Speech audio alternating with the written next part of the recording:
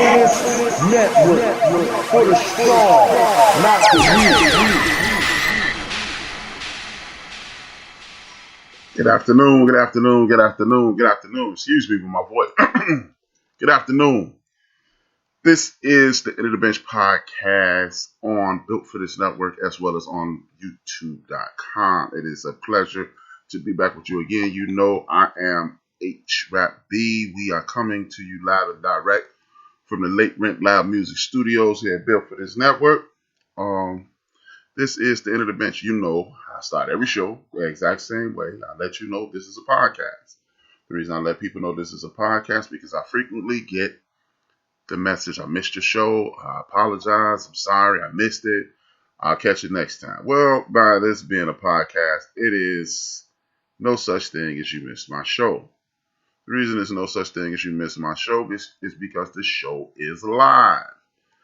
24 hours a day, 7 days a week. And bam, just like that, you are in the show. Did that for effect?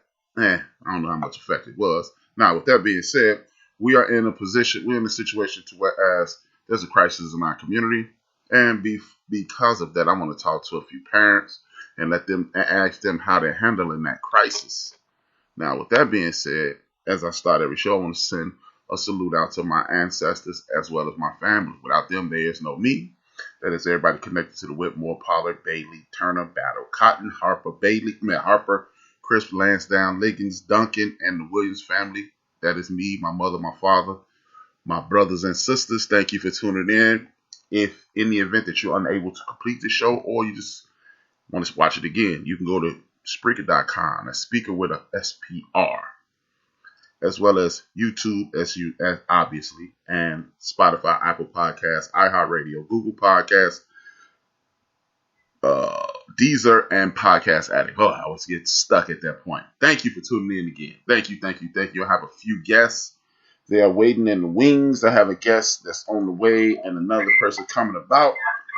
I have a good friend of mine, Benita, and a very good, actually, I shouldn't say very good. Both of these people are very good friends of mine, Kimmy and Benita. Thank you for joining me. They both are parents. Allegedly, I've never seen their kids. They just tell me that, and I just believe it when I tell them. They okay. I've never seen either one of these ladies' kids, so I'm assuming that they are parents. We're going to take their word for it. You want me to go get my son to be on the thing real quick? I can have him show his face. Maybe you might just have random kids running around your house. I don't know. That could be your niece, your nephew. Here's one of them. Allegedly, that's Kimmy's kid. I've known Kimmy since the last century. I've never seen a kid, so I don't know. But they are parents. I'm a parent. Parenting is the beginning of everything. We are our children's first teachers. So what I'm gonna do is stall a little more. I still have a guy who's co-owner in the network. His name is Vern Riggs. We call him number one chief rocker. And I have Candace Brooks coming in from Virginia, and a couple other people that may chop in. You know, like you just had that random kid there. You know, I know. And how is her kid so light and she's so dark? I'm just saying, yeah. But I'm just saying. All shades. We come in all shades. Allegedly. How you ladies doing? I'm going to go in alphabetical order. Benita, Kenny, introduce yourselves while we're waiting on our other guests. Well, I'm doing fine. I was trying to holler at my son to come in here and say hello to the family. He and I did a podcast together called One Drop Elopes. So you have seen my son before, because I know you've seen that podcast. I've seen a little boy with you, kind of, I seen, it could be your nephew. You know how the boys look like their mamas and the girls look like their fathers, so. You look like a lot of people, I'm just saying. You even look like me, It's a male version of Benita. Yeah. That's a lot of people say that, I'm gonna take your word for it, it could be your baby. Does your daughter look like you? Terrible. Not really. She's not this Wait, cute. who doesn't look like you? His daughter, he said his daughter does not look like him. Okay, y'all walking around like twins, but all right. I don't know. She looks like a girl. So she does not have a beard. She has thick eyebrows. I have barely. That's true. I mean, if she did, she'd be very, much like you. I really never had a technically, I never had a DNA test. I might not be a parent. I don't think you need one. I'm just saying. You know, they say you feed somebody long enough, they start looking at you, looking like you. That might be with the little boy. That was cool the way you had the baby just pop up. Like, you were thinking ahead. I like that. You like that. I mean, if you're gonna use props, you gotta be ready. I was ready. Okay. Bonita she got kids. Yeah, she got kid like little bud. Look. You wanna make a kid sound? Watch this. Wrong. See, I got sound effects too. Come on. You're not fooling anybody. With that being said, let me say hello to some of the people. So I had borrowed some kids. I'm just saying, this could be true. I mean, I worked with you for a long time. I know your capabilities. You used to hang out with Susan. That's all I'm saying. Hey, I'm an equal opportunist. I let everybody do them at the end of the day. Now, I got my man Big Illinois and I got Big Ivan in the chat room. You know what? Let's start with something loose, light, until the guests come, and then the rest of the guests come in.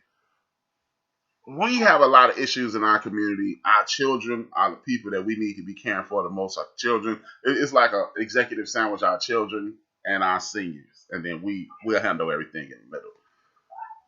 What are some of the biggest challenges you guys see with parenting today? Or you know what? Let's start with the world in general.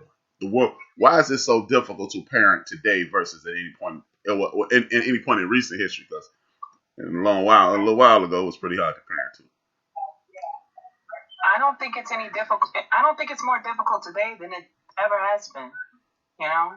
I bet parenting during slavery was probably really hard. But I don't think that us as parents got it any harder than our parents had it for us. I think that what has changed is parents have changed. Children haven't changed. Children are still trying to get away with whatever they can. That's their role. That's their duty. That's what they do. Mm-hmm. So it's like our duty as parents to,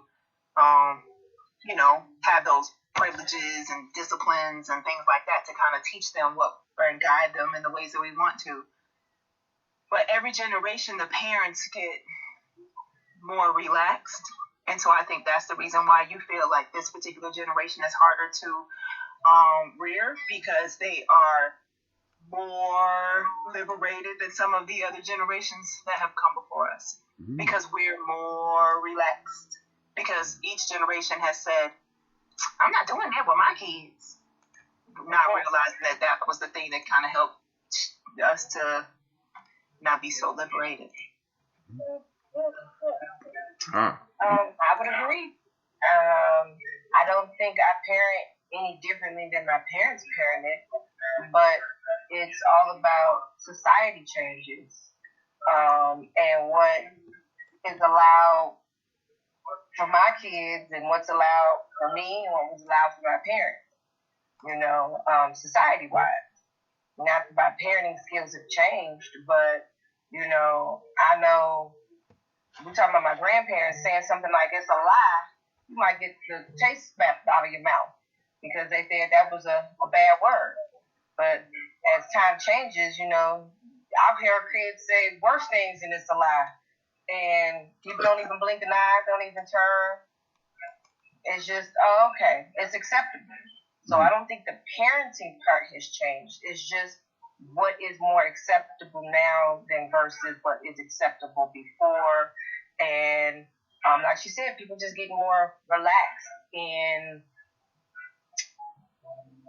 the rearing or the morals or the standards. Everything's just more relaxed. But I don't think parenting itself as a challenge of everybody wants to see their kids do well. Everyone wants to put a roof over their head if you can. You want to feed your children. You want to educate your children. The core of parenting, I don't think has changed. But it's the other nuances that go into it that have changed. Well, you know what? I'm forced to agree with you guys because I think at the risk of sounding like I have a disconnect, I think not that we care too much about their feelings, but I think we don't think about their future feelings. It's like we rush to, like when we were kids, if you stumbled and fell, I can remember elders, if you fail, people would like turn away. Because if everybody focused on the kid would spaz out like, ah! And now everybody runs up to the kid and that prepares him to be coddled for the rest of his life, especially us. I don't think our kids have the luxury to want that coddling because all you have to do is turn on TV, you realize the world is going, coddle these, But at the risk of sounding mean, but so maybe it is. Maybe that's what it is because we are not in this. We don't have the comfort in this country to not. Some of our tactics may need to change, but you're right. It is. The time has changed, and I always reference this as a point, a starting off point. The people that used to say, "Hey, I'm not gonna do that to my kid," those are the people who kind of make it tough on traditional parenting. Because your mother wasn't picking on you. Your mother was telling you, hey, get your act together before you end up in a bad situation. And I don't think enough of us acknowledge that. You know what I mean? Before anybody says anything else, I want to acknowledge Black Swan. I want to acknowledge Ivan. I want to acknowledge J. Ron. And I want to acknowledge Naisha. Thank y'all for joining in. Please, if you're watching on YouTube, please hit the like button.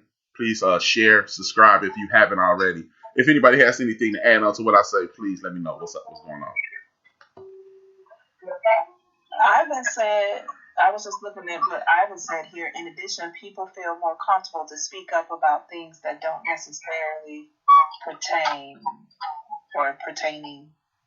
I'm not quite sure what he means by that. I wish he would, Ivan, say a little bit more about that in the chat. Well, pertaining to them, he said. Pertaining to them. Oh, I guess he means people are butting your business when they have no business. I guess he means like when we're in the store and your kid act out like he used to back in the day. Like my grandmother used to say, thanks, shout out to James Gosberry. Wherever you act out at, you're going to get worked out at. And then now if you were to do that or discipline your kid or even verbally discipline your kid, it's somebody in the background wagging their finger. And because Kimmy used to be a big time gangbanger, how do you feel about that, Kimmy?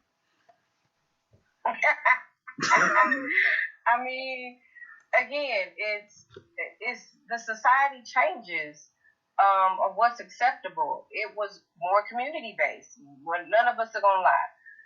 Auntie was involved, grandma was involved, and nowadays we don't have that luxury. Like now, I work, my husband works, and COVID is a perfect example. My in-laws were watching my kids. So I didn't have the issue of daycare and having to send them to somebody else. But a lot of people don't have that family resource. They're not that close to their family. They're distant from their family. So the things that my parents taught me are being taught to my kids. So it's just reinforcement of family values. And because a lot of people don't have that support anymore, you're losing that repetitiveness of hearing the same thing. My mama said it, my grandma said it, my auntie said it. And when they talk about it takes a village to raise a family, that's what kept the core values because everybody was involved. You were hearing the same thing. You couldn't act out in the store because you knew them. They raised you, or those were cousins, or your cousin's cousins, or your friends at school, and your mama go to church with them. So it was community-based, more community-based than it is now. That's why when your kid act up anywhere, people would turn their head and they would straighten up and fly right. Kids now curse an adult out in a minute and won't even blink an eye. And no one else will say anything. Yeah. And then, unless you want to join in, Benita, I got something to say behind that. unless you have something to say. I can't hear you. Go ahead. I totally agree. And again, I have been saying since I've been on air, anytime a social issue comes up, I personally blame the people who were born between the years of 1959 and 1979. I think we actually dropped the ball. I think we didn't enforce the very core values enough that our parents did. Now, we didn't predict the war on drugs was coming. You know, we didn't see all that coming, of course, but I think it would have impacted us a lot less had we, as Kimmy stated, everybody on my block was my aunt. Every man on my block was my uncle. Every kid on my block was my cousin. So if you act out, Kimmy would get you, or Benita would get you, or Big Illinois would get you, or anybody who knew my mother. You know, I can remember being in different sections of my neighborhood, and I wasn't even acting a fool, but you know, I'm clowning around with my buddies, and one of my mother's friends would go, "You Annette's son?" And I go, "Yeah." So that was kind of letting me know via the adults in my community, I see you. So, you know, when you have that, it is less contention in the community. With less contention, you have less chaos.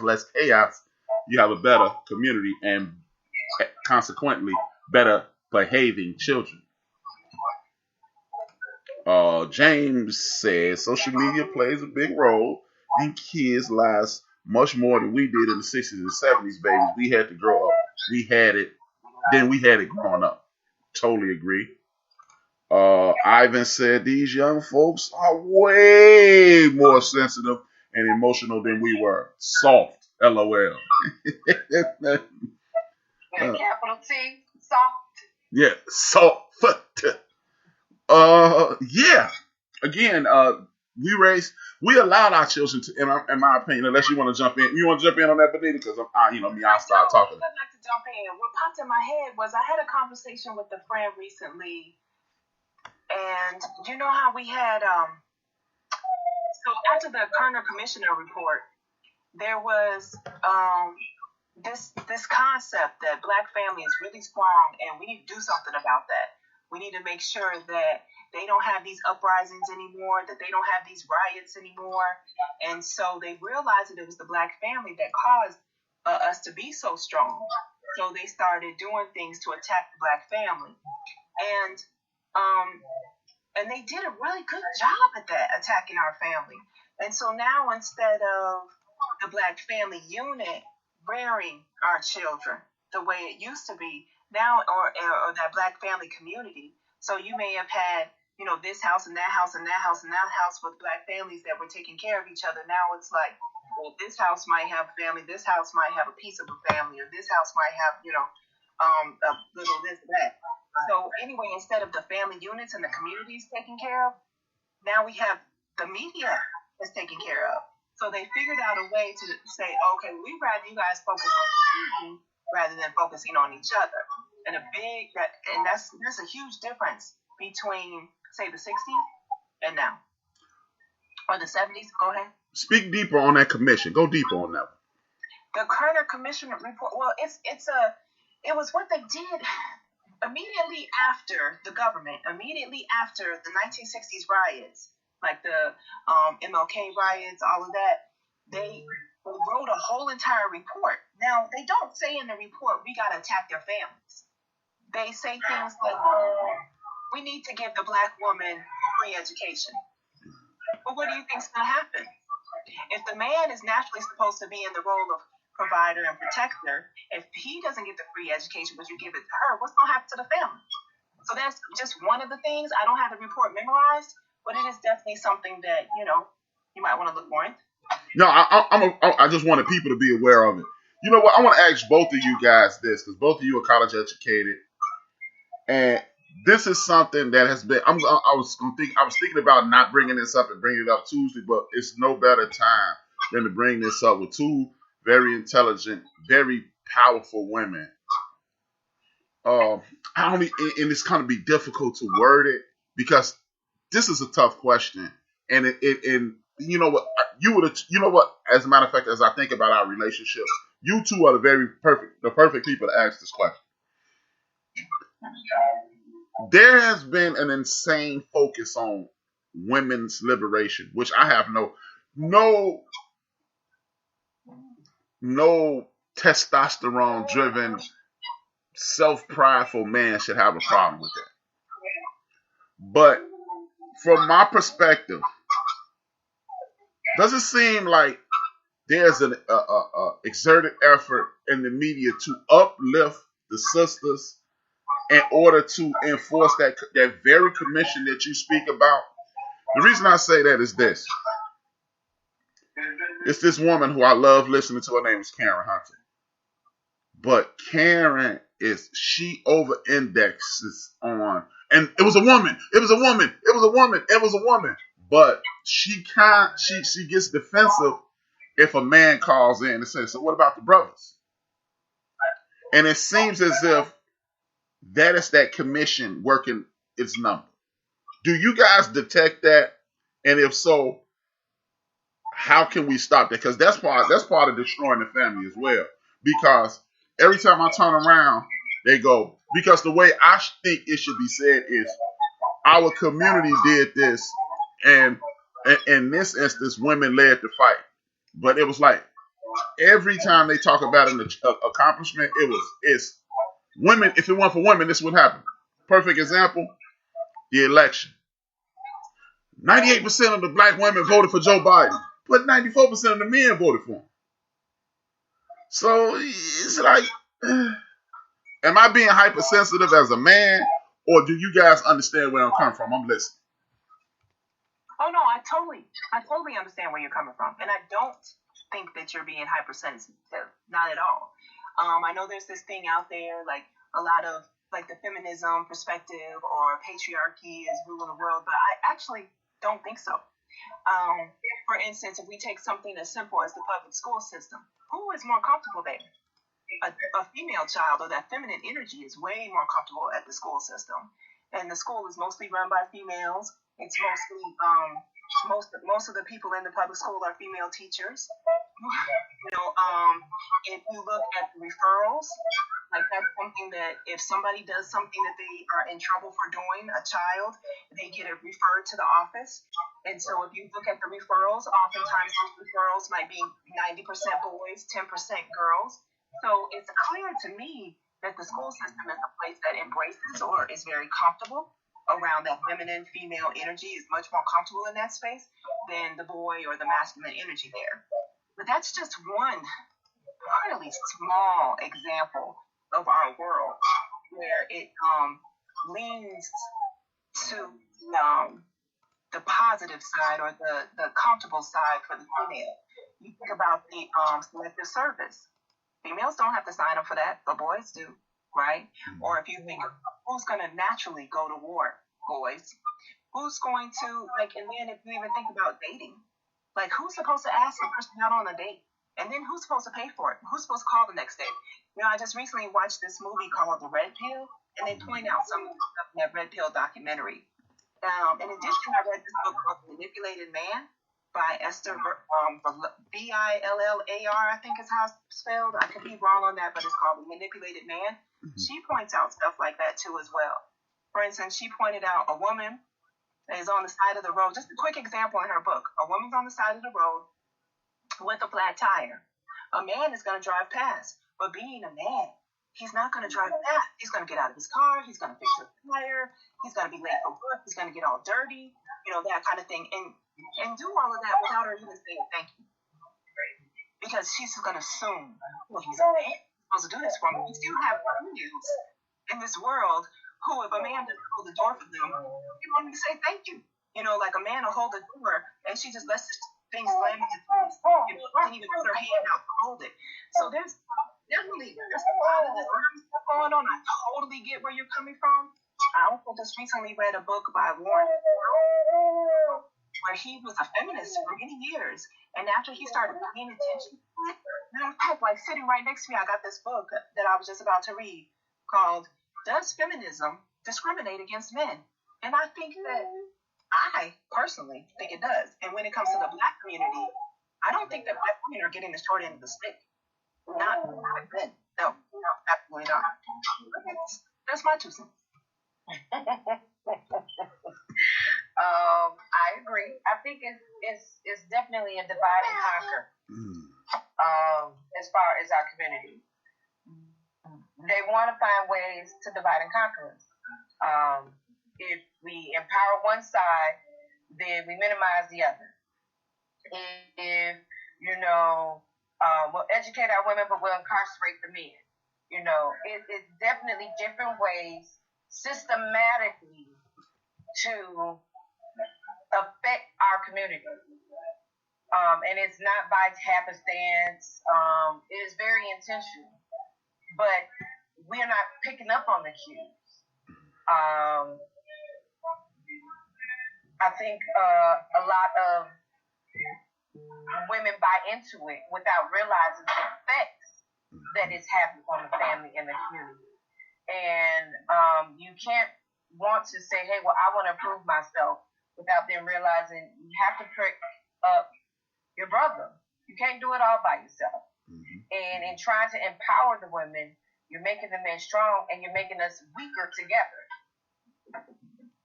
So I don't think you're being overly sensitive. It's very systematic. And unfortunately, everybody's not picking up on the cues and realizing, where they can make those changes, where they can make those tweaks, and how they can help the community. You should always be looking out for your brother or your sister and trying to make sure that they're okay. It goes back to, again, it's a family thing. It's a family thing.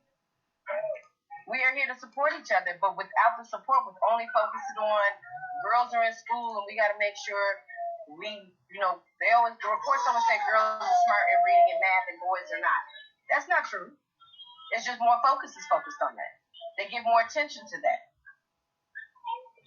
Sending boys to the principal's office. That's not true. There are a lot of females that act out, but it's because of this. It's the excuses that are made. Excuses are made for females, but they're not given to the males. It's all systematic.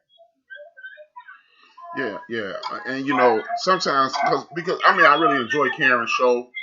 It's a very community-based show, empowering. But I do pick up on that. And then when men call in, she kind of attacks something. It's like whatever.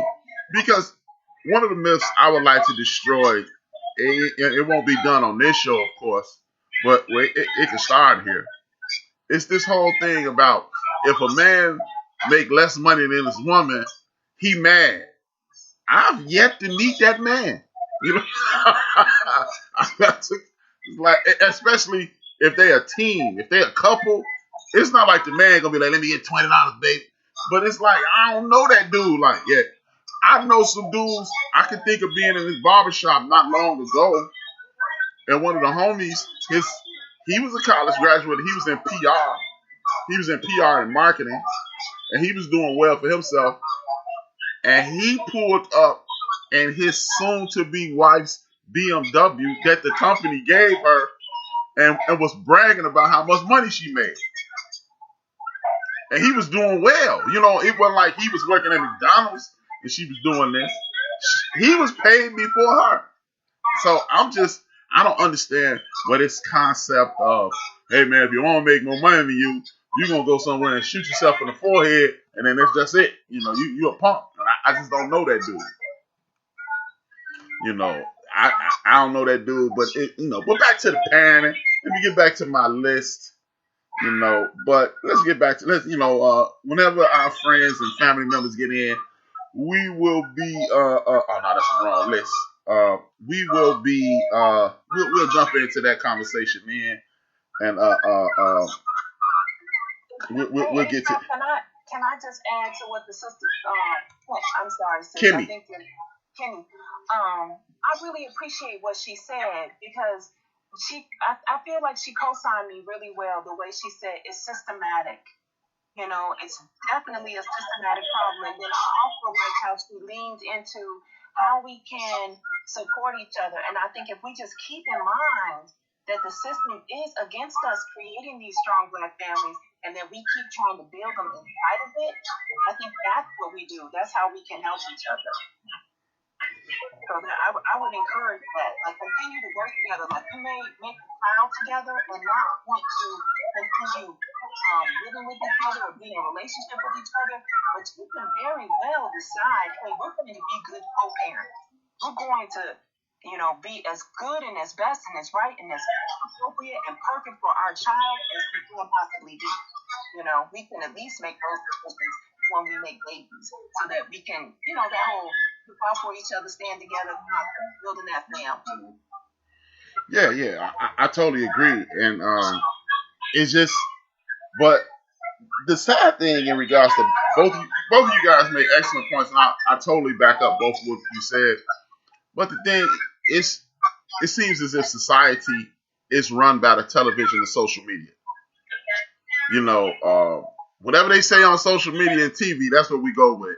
And damn what I've actually seen people ignore life experience for what I saw on TV and what I seen on what I see on social media. Period. And it's kind of sickening, to be perfectly honest with you. Like, do you feel like we've moved into the media sphere? What was that again? Do you feel like we're running? Do you feel like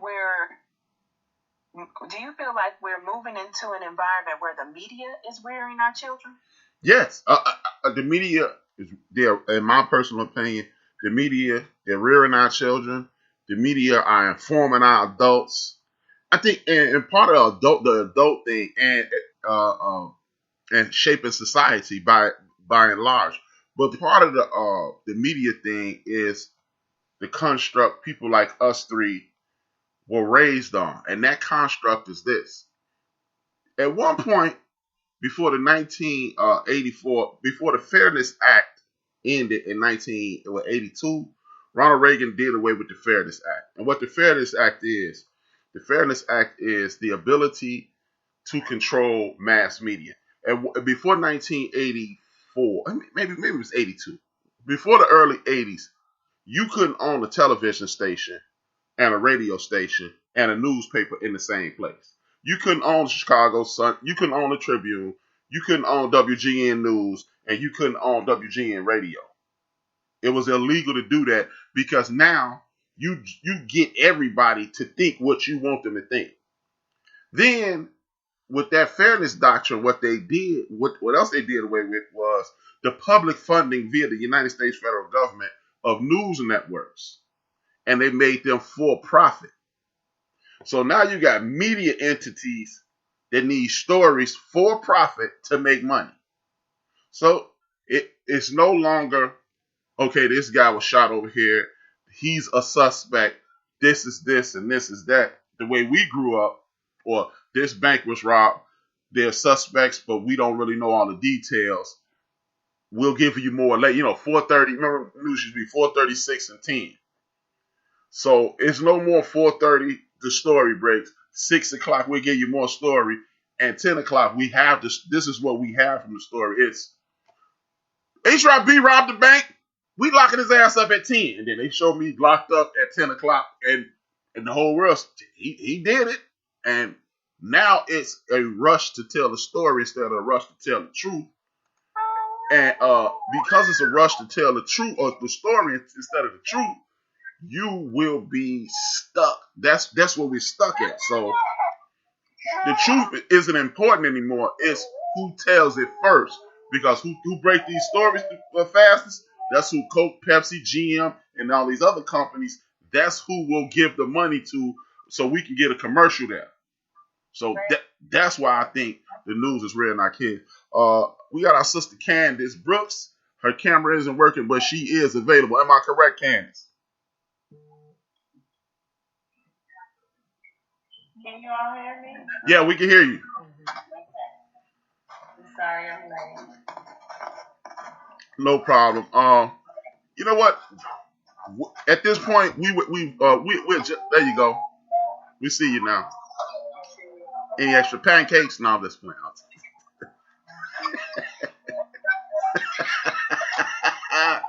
I'm sorry.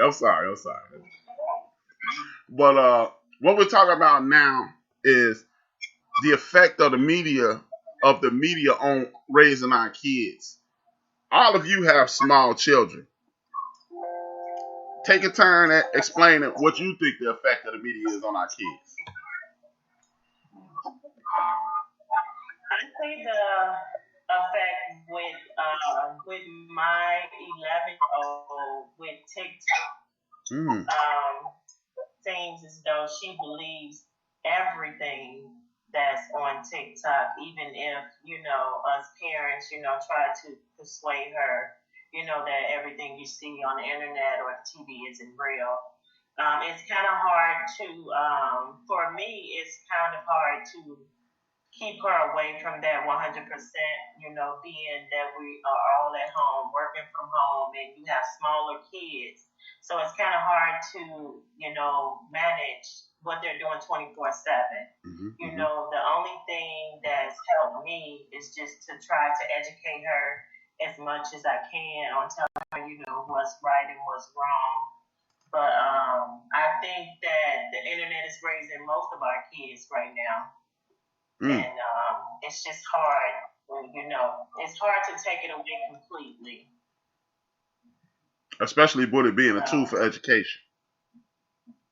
Yes. They're always on it. So, a lot of kids are going to sneak on it whether they're in class and you're trying to work, so you can't play police, all the time. So, being quarantined at home with kids right now is definitely a struggle. Anybody else want to chime in? I don't think that we should. I never thought that it was a good idea for me to say, no, you can't do it. You can't be on the internet. I like the idea of, rather than policing them off of it or saying, oh, you only can have 1 hour a week and I'm going to sit there and watch every click that you make.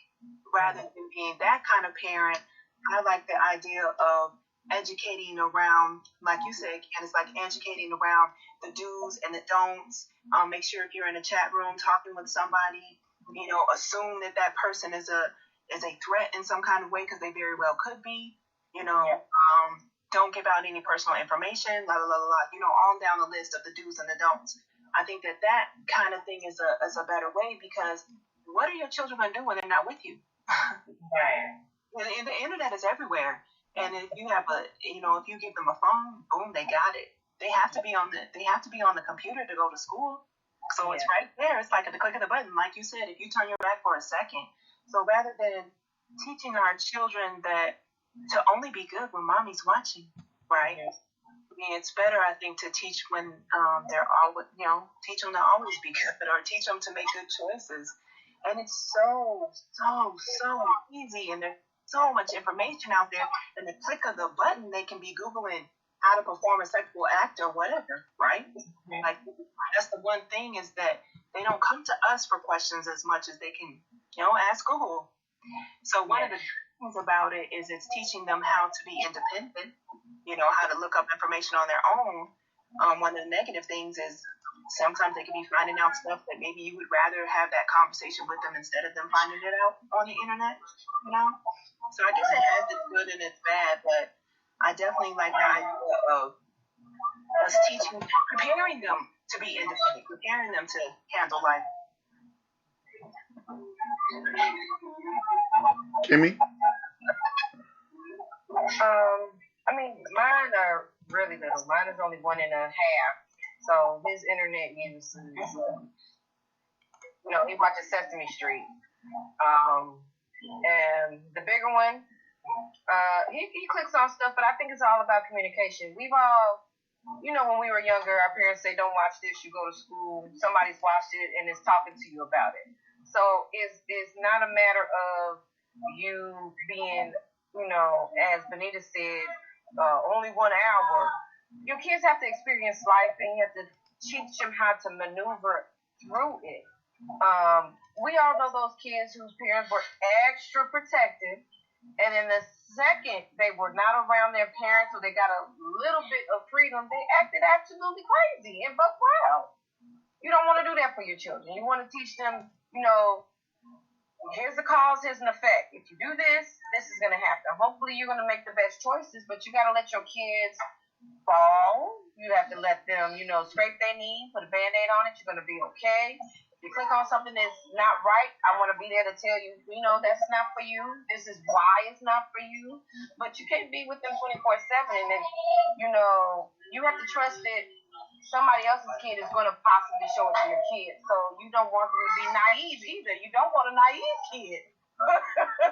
Because they can be easily swayed.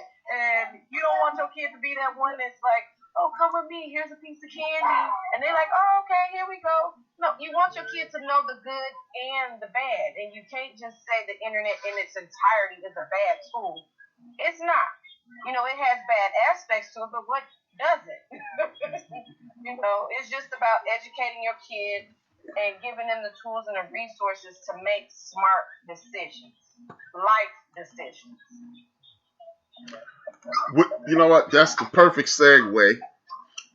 Thursday, me and Bigelow had a conversation about parenting. It was primarily about the Kirk Franklin situation and men in these kids' lives. And the topic came up about spanking or whipping or whatever. I presented this. At the end of the day, we all know where the whole beating your kid thing comes from, right? And there have been studies stating that if you hit your kids, it has a traumatic effect on it. And again, I'm going to have to preface this. Nobody's right. I'm not saying if you whip your kids, you're not wrong. And if you don't whip your kids, that doesn't necessarily mean you're right. But we were raised in that, so we go, it worked on me. You know the rest of the sentence. How do you guys feel about alternative versus old school? And I've actually done, I'm going to give y'all my opinion on this. I've done a 180 on it because I was the aggressive parent. I was the strict disciplinarian parent. And it's been some rough sledding along the way with both my kids. But I came to this conclusion. What if I had just mentally challenged my kid, made him and her think their way through whatever I was trying to get? And then, as Kimmy just said, now you are aware of what you've done wrong. And we all know 80% of communication is nonverbal. You can look at any kid in the world without saying one word to them, and they know, oh, damn. Where do you guys land on this, and how do you feel about it? Anybody can take the floor.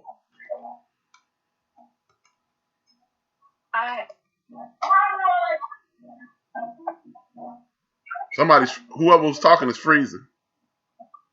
Okay, I think I pressed the button and then unpressed the button and pressed the button. But anyway, I want to say just go back for a second to the internet thing. Mm-hmm. When my children were really young, they're 14 and 25 now, but when they were really young, what I did was I put the computer in public spaces. And I did that specifically because I went through some kind of training and I learned that would be a good idea. Like instead of saying you can't, I just put it in a public space. So then if something were to come up, we could have a conversation about it. Mm-hmm. So answering the question that you just asked though about spanking, I've been thinking about that a lot since that I watched that episode on Thursday, and I cannot wrap my head around completely doing away with them. I just cannot. I think that maybe if we were white and we had all this privilege, then we could do that. But since we don't, I think that there's a reason that we do it, and the reason that we do it is to prepare our children for that fear, that like, listen, you better get your stuff together or else, type of feeling. And so at that moment when the police comes to the car, you got it together. You know what that was like because you've been trained since 2 years old, 1 year old, or however early we start spanking. But here's where I do draw the line. I think there is a fine line between discipline and abuse. And I think that some some of the best time to give a whooping is willful disobedience.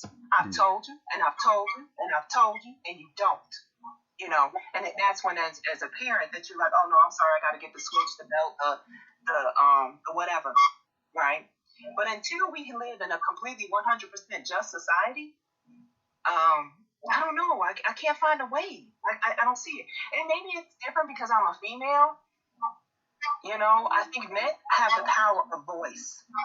See, like HRap, I think you could say things to your children in a certain way that could get it. You know, like you could just look, you know, you could say it. Like your voice can say it.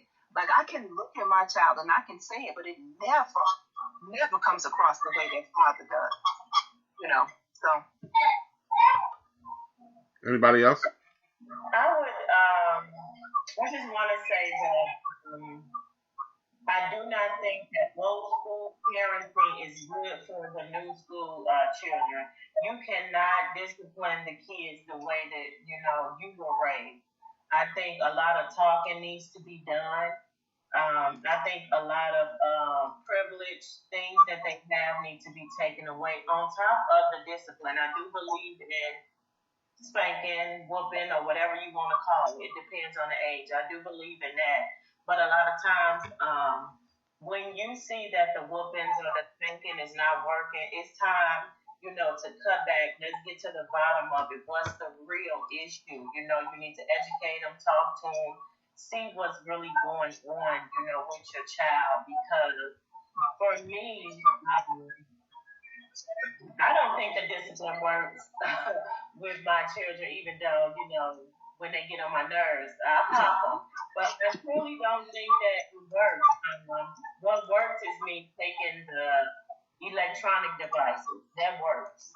That I have seen improvement. Taking things that they like away from them, that works really, really well. Like you said, I don't see taking the discipline away 100%, but I do think that there are other methods of discipline that we can use for our children that will make them a better person. Kimmy? I'm gonna agree. I don't think we should ever take completely all discipline away. And when we talk about discipline, it doesn't have to be a spanking or whooping. Discipline is a very broad, general term. Taking the electronics away, that's still discipline. Having you sit out in timeout, that's still discipline. Having a conversation with you, that's still discipline. Showing cause and effect, that's still discipline. There's many ways that you can discipline. I just don't think that it's a catch-all where it's only spanking and whooping, or it's only I'm talking to you.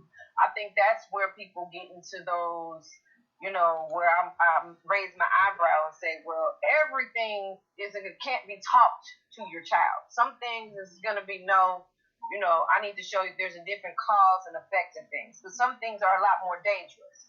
Like you spilling milk, not a problem. You stealing from stores, big problem. So you might want to use the bigger tools for the bigger problems, or other tools for, you know, as a parent, you have to figure out what matches, you know, what works for what situation and what scenario. It's never going to be a catch-all. And then there's always a degree, you know. You shouldn't be flying off the handle for something as small as spilling milk. You know, there should be a true cause and effect on what's the response.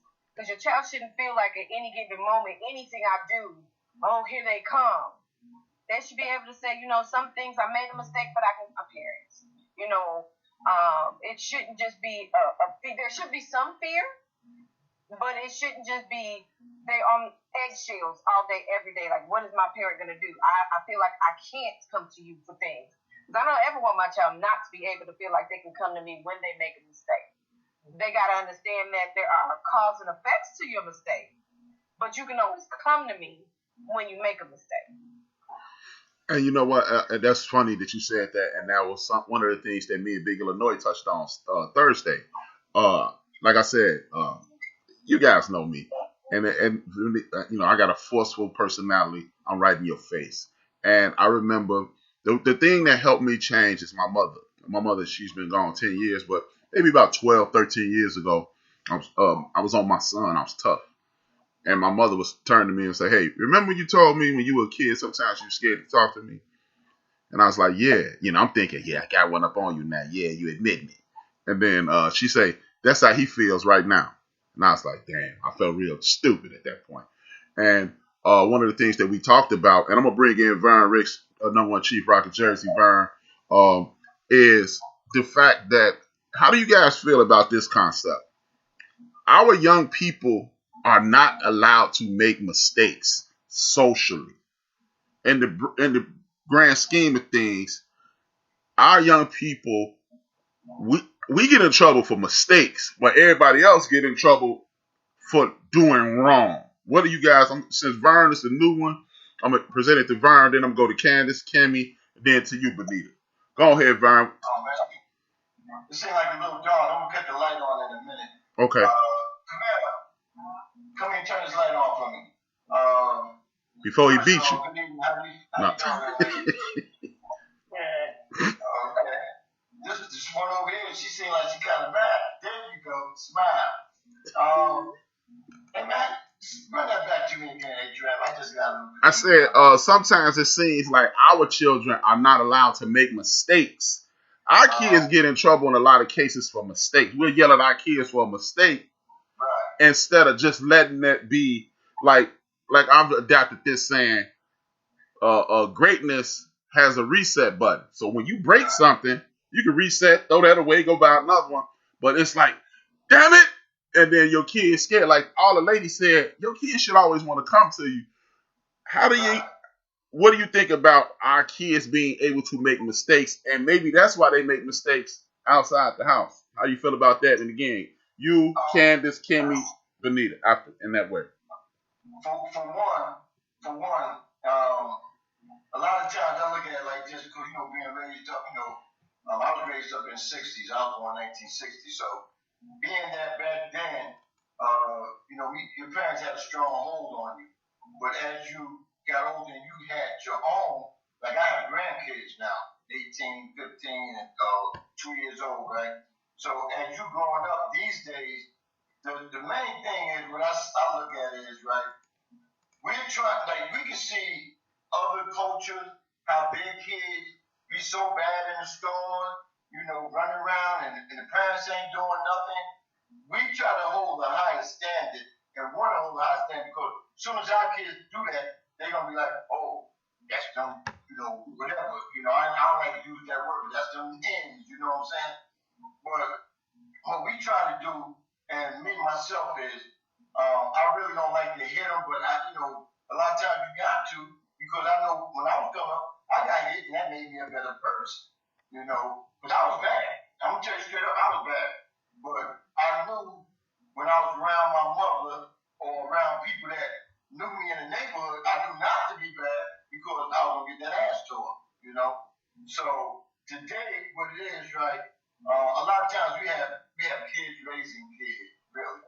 Because there's a lot of grandparents that are younger than what I was when I became a grandparent, So you got grandparents like 35, 39 years old these days, So a lot of times what's seen to happen is, a lot of times I think they be scared of the kids, to me. I really do. I think they scared of the kids. They don't want to really discipline them in so many different ways to the point where they feel that they're going to lose them. But if you don't discipline, they already been lost. But as far as us disciplining, we just trying to keep a high level, saying we are better when it comes to our children than a lot of other cultures, because I look at it like this: if you don't try to be like that, and if we're not like that, we're gonna be talked about. We're gonna be talked about. So I look at it like this: you can discipline or you can't discipline. My theory of it is to discipline, because if you don't discipline, then they're gonna run over you. They're gonna feel that you're weak. But I don't think it's really scaring them when you do discipline them, due to the fact that You just can't. I mean, if you ain't out here taking care of me, then you ain't got no say. That's just point blank. I get to the ladies. Before I say that, DJ Mad Knox and D Great, thank y'all for joining the conversation. Thank y'all for the support. Please hit that like button, hit the subscribe button, and comment if you feel the need. Candace. Okay, so I'm gonna speak as a mother in regards to how fathers raise their children. I believe that some men, not all of them, they don't know the road because of how they were raised or how they were not raised. Some of the men, they raised the children, oh, I'm the provider, I'm the protector, and my job is to make sure the house, make sure everything in the house, the bills are paid, the cars are good, things like that, being a provider and protector. But what about the father in the man? What about the emotional connection that you are supposed to have with your children? What about the spending time, the encouraging, telling your children that you love them every day? Some men, they don't know how to do that simply because they weren't taught and it wasn't, that wasn't shown to them. So that's where you get the aggressiveness from the man to some of their sons, and then their sons take that in and grow up and have children, and that's how they think that they're supposed to father when it's not. I think I'm not saying that we're going to get 100% of men that are well-rounded like that, but I think that that plays a big role when your child makes a mistake. Okay, son, it's okay. I'm here. I got your back. I love you.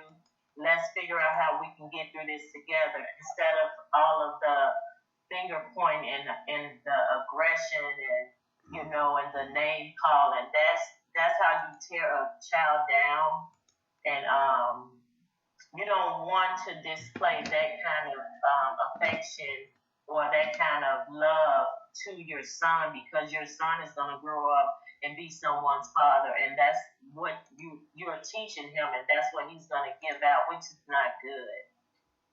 Could I rebut on that?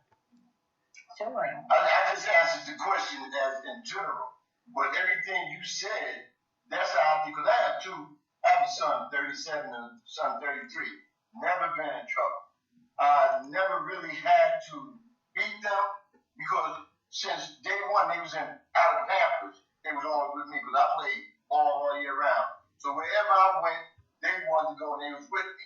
I wasn't one of them fathers keep home, but I wanted to go out and play ball and play after that. You know what I'm saying? I always had them with me from day one, and I do talk to them. But see, sometimes when you do talk to them, right, they'll take it in, but then they'll go out their other ear because sometimes they'll try you and they sneak and do something. Mine never did nothing really that bad, but some of the things they did, I consider was bad, And I try to talk first, but after a while, you just gotta let them know. I mean, I didn't use scraps and nothing on that. I use my hand because when you're out in the streets, that's what another man gonna do. They gonna use their hand on you. That's what I used to do. I used to like unboxing them, like we really being rough with one another. But I didn't beat them like my mother beat me. But my mother, she used from belt, stingy cord, whip, the little whip that you break off the trees, little switch. You know what I'm saying? So I know how it is to get beat, and I never wanted to ever feel that way or make anybody that come up under me feel that way. But sometimes you do gotta rough them up a little bit just to let them know. But you gotta go ahead. I just wanted to let you know I was answering the question in general, but I wasn't saying that was me though. Okay, no problem. Kenny, you're up. Circle back around. I was just dealing with one of the kids. Come back around to me. Oh, okay. You was beating one of your kids, huh? Okay. You was beating them. You was making them scared. Okay. Okay, your turn, Benita. Okay, I was answering your original question about whether or not to even use what they call corporal punishment, like spankings, whoopings, whatever. And then after listening to what everybody else has to say, I did say that there's a fine line between abuse, and I totally agree with that. I think that, and the reason why I call it a fine line is because it's too easy to go too far as a parent, you know, like what Candace was saying with the, the negative talk, and even though you tell yourself, I love my children, I would never do this or I would never do that. In that moment, when you get really upset or frustrated or embarrassed by something that your child is doing, then you can cross the line. And so what I started doing as a parent with mine is, I did this with my first one, is I would start asking myself those questions. I would say, am I embarrassed? Am I upset? Or am I angry about what's happening that this child is doing? Or is this child actually doing something that they shouldn't be doing? And when I would ask that question, then oftentimes I did not whoop my child, because the answer to that, if it was me and if it was my feelings and my emotions that was going on, then I would check myself and give myself a timeout or whatever. So I definitely agree with that we as parents, when it comes to parenting or discipline, we also have to check ourselves. And then in addition to checking ourselves, I also wholeheartedly agree with something that I think Kenny said, is that there's a whole host of different ways to parent, and that we should not pull out every single episode the exact same punishment. I think that's very dangerous. And I loved her analogy of the spilled milk. I use that a lot. Because with my children, when I'm talking with them, I'm like, don't cry over spilled milk. If we just clean it up, it's move on, it's something else. The next day, you're not going to be a punishment for this. It's just, you spilled it. It's no big deal. We'll get some more, right? But if it's something like she said, spilled milk versus stealing from the store, those are two totally different things. And I remember when my son was real young, he was maybe about 6 years old, and he was in the public school, and the teacher, she would come skipping to me every day after school. She just wanted to tell me about all the little bad things he did at school that day. She was just so excited about, I don't know if she wanted me to whoop him in her face or what, but I would just look at her and I'd be like, okay, thank you. And then when we would get to the car, then he would get it. And then when I later on talked to my father about it, he said, what you're doing when you do that is that you are letting the teacher be in control instead of you being in control as the parent. You have to listen to each story and every story and analyze the situation, and then come to a decision about how it's best to discipline them. So I also like this, going back to what Candace said about having those conversations. And I totally agree with having the conversations. I think that I remember many whoopings afterwards. My mother sitting on my bed, rubbing my leg. See, you shouldn't have did what you did. Yeah. Well, yeah, that's me coming around the second time around, thinking the disciplines and timeouts. I think you know, like somebody in the chat said, oh no, sending the kid to their room, that ain't never worked. Or screen, I call it screen punishment, when you take away all the phone, the TV, the Xbox, the screen, anything with the screen, no screen punishment. So those things do work, but it depends on the situation. Punishment got to fit the crime. True that. To the person who just recently whooped her kids, Kimmy, the question was, it's called discipline. Oh, okay. And it comes in different forms. But I agree with it. In this household, it's a joint effort. It's not just me. I might have a way that I want to go about something. And then my husband might step in and say, no, I'm going to handle it this way. As much as people want to say boys and girls, we should treat them the same, I don't think we should. There's certain ways that you need to speak to your son, and there's certain ways you need to speak to your daughter, and they need to get that from both parents. Even when it comes to discipline. I don't want my husband to be the person that they always look to be like, oh, well, he's going to be giving me the whooping. No, sometimes mommy's going to give you the whooping. But sometimes mommy's going to give you the love, and sometimes daddy's going to give you the love. Our kids need to see the whole broad spectrum. It shouldn't just be one parent being the heavy on one thing and the other parent being the heavy on the other. They need to see that it's a joint effort, because you make them become a joint of the better of both worlds. They see him for what mommy can bring. They see him what dad can bring. So I think he wants to be a part of the conversation.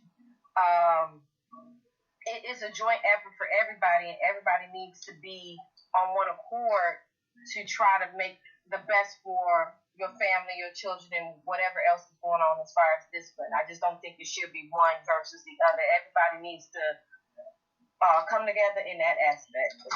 Okay. I totally agree. I mean, everybody made some awesome points. And I totally, again, man, that's why I always say, as we're having these conversations, there are no right and wrong answers. What we're doing, we're all guessing. We don't have no answers. We're just guessing. And if I listen to your guess and it sounds good and I incorporate it in my guess, then we get it right at the end of the day. It's a puzzle. We're going to put it all together and we're going to make it work. Go ahead, speak on it, Rocker. Can I ask you a question? I wasn't here at the beginning of all the conversation, but I see Kimmy is married or have a man in the house. So do we have any single parents in the house? Or everybody have somebody in the house? The father of my children does not live with us anymore. We're divorced. Okay. However, I do not like using the phrase single parent. Okay. Because he's not absent.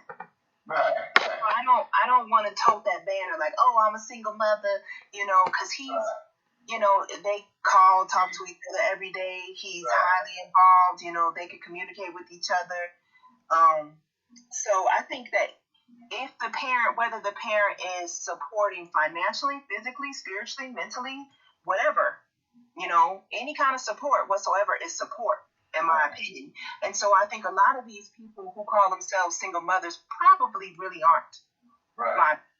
The only reason I said that not because the man is not involved in the child life at all, but I'm just saying you were there at the house with them by yourself. Because I'll give you make a point that from incidents I have seen, right? Like when it's just the mother home and the father somewhere else, right? A lot of times when a mother have like 2 or 3 sons, one son always try to be the most aggressive one. The other 2 will try to help the mother out, being that the man's not there at the house at the time, try to help the mother out, but there's always one that's a persuaded one that going to just do everything just to keep the mother on pins and needles at all times, right? So this is my thing.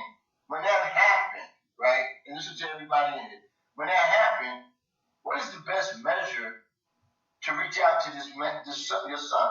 You know what I'm saying? I mean, the father can always talk to him or come get him or whatnot, but sometimes that do not work, but you there with him. So what type of measures should we use to make that situation better? I know what I would do, but it never happens with a man there. But I'm just saying, I know a lot of women that have like 2 or 3 sons, and they go through this headache from time to time. Before y'all ask, I want to acknowledge that DJ Red Beauty just came in the show. Thank you for the support. Go ahead, answer. There's definitely been moments. I have one. I only have one son. But there's definitely been moments with the one son where I was like, I'm not getting through. He needs that male voice. And I am fortunate enough to at least be able to pick up the phone and have either his father or my father, talk to him. And I'm also fortunate enough that my son is respectful enough of me that he will listen to them on the phone and he'll have those conversations with them. So like, for instance, my son allows me or allows parenting through the phone. You see what I'm saying? So like if there was a harsh or a heavy moment between the 2 of us and he wasn't responding to me and I needed that male voice or that male power to come through, like I said, I'm fortunate enough that my son will allow that to come through the telephone before somebody could rush over here. We lived in this particular neighborhood on this block long enough that if push came to shove, I could probably go and knock on a neighbor's door and be like, I need the male power, I need the male influence, come on, my son's getting out of line, like that. But I understand what you're saying. I think that there's a lot of mothers out here that don't have that, that don't have that same either relationship with their son or that same kind of power, that same influence, or for whatever reasons, the way the child was reared, or maybe the pain or the trauma that the child has gone through may have caused the child to think or act in a way that is too difficult for a mother to manage on her own. And I'm sorry, I don't know. Like, if you cannot find another man to help in those situations, I guess you can figure out like some really good parenting strategies. You just keep trying it and trying it and trying it and trying it. Try this, try that, try this, try that.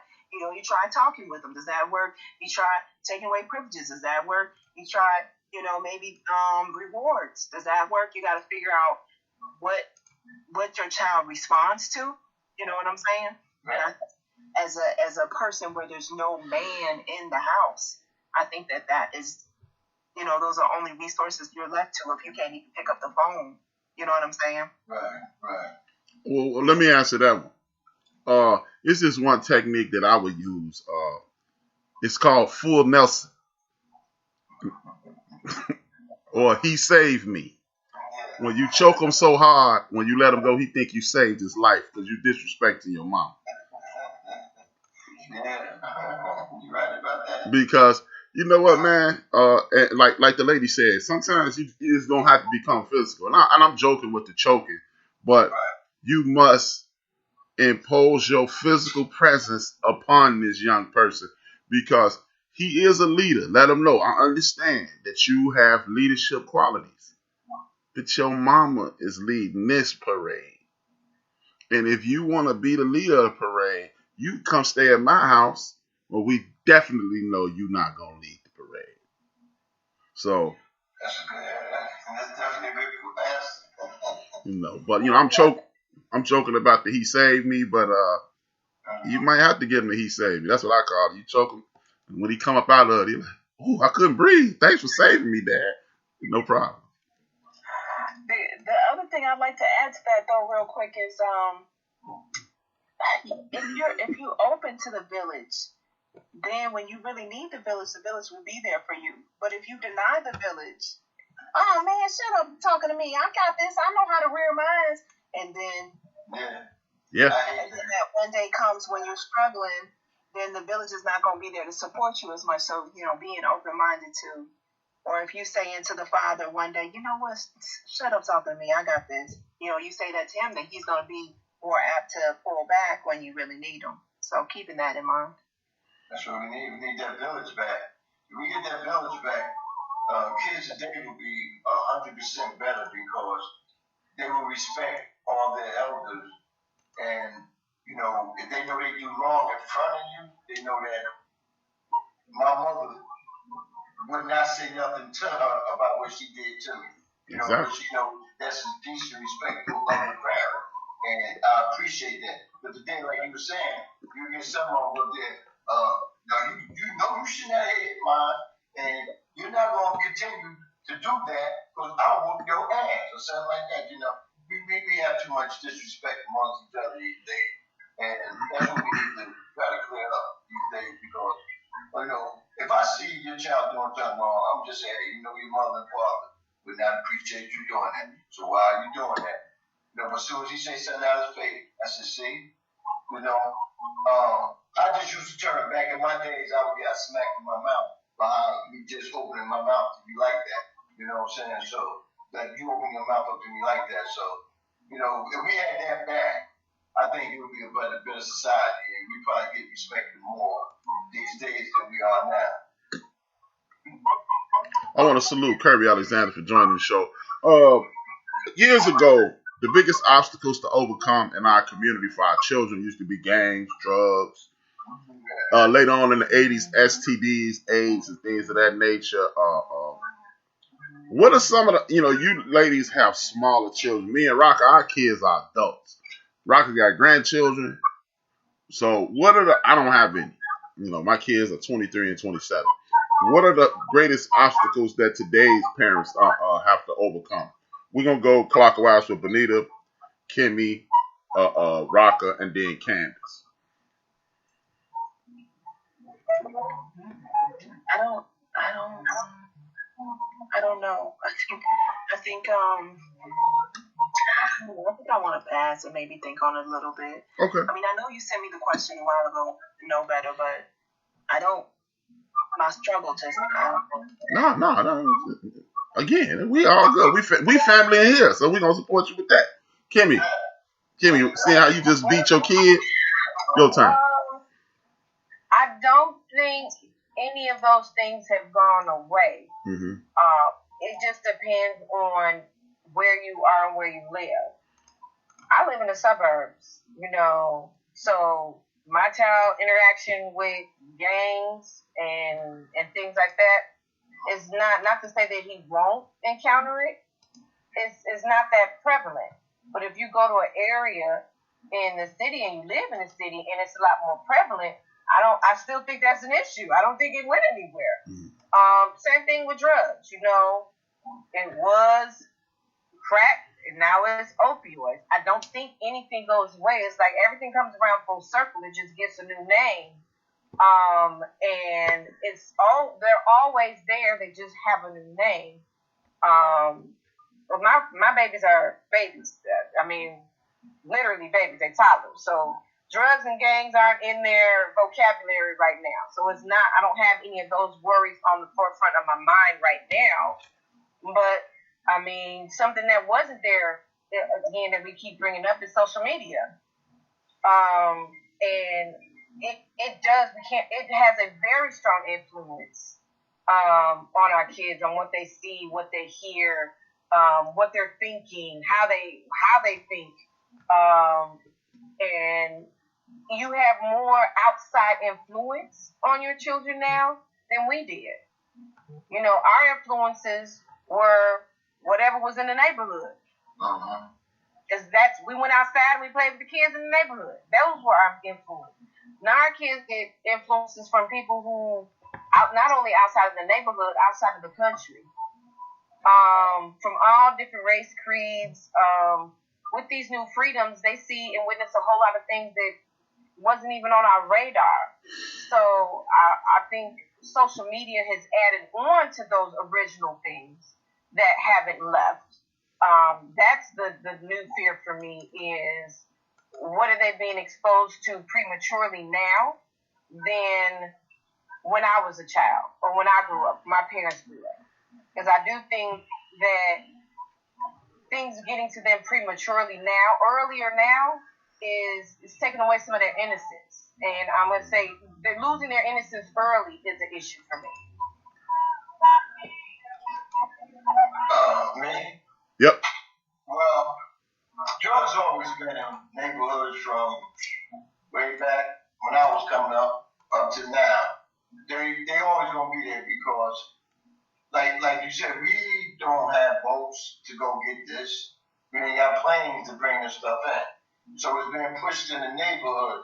So the number one thing we have to do is, and just what kept me off the streets, is we have to try to get recreation programs, open up the parks so they can have stuff in there to do, just things to keep their mind off of being a dope boy or doing this or doing that. That's not in your vocabulary as far as in your household, So now the thing is, we go out here and vote now, so we got to get, like you said before, you always said that they draft.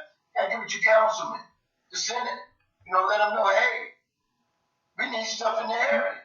What my kids going to do? I don't want to stand in the house, but stand in the house like the young lady said. Social media.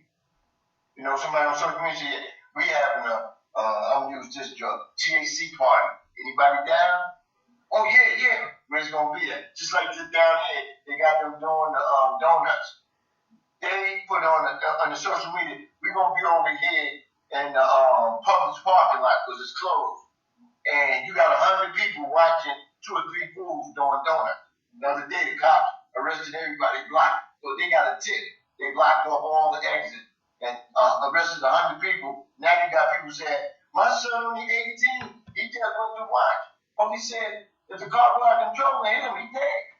You know what I'm saying?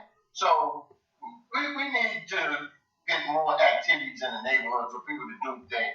That's why I just got an email asking, could I be a mentor, to some young boys. And, I used to do that. Big brother, big sister program. So I said, yeah, I'm down. Right? This was like a week ago. I haven't heard back from the people. See, people always put stuff out there what they want you to do to help. When you give your time to help, because, I'm dead for helping kids. That's like I tell a lot of these guys that's good in sports. I try to tell them to stay away from certain schools because all certain schools going to do is use and abuse you. You want to go to a school where the coaches and the people there are going to treat you like you're their kids too, So, and that's what we got to do, man. We just got to put things in the neighborhood so they can do. Candace?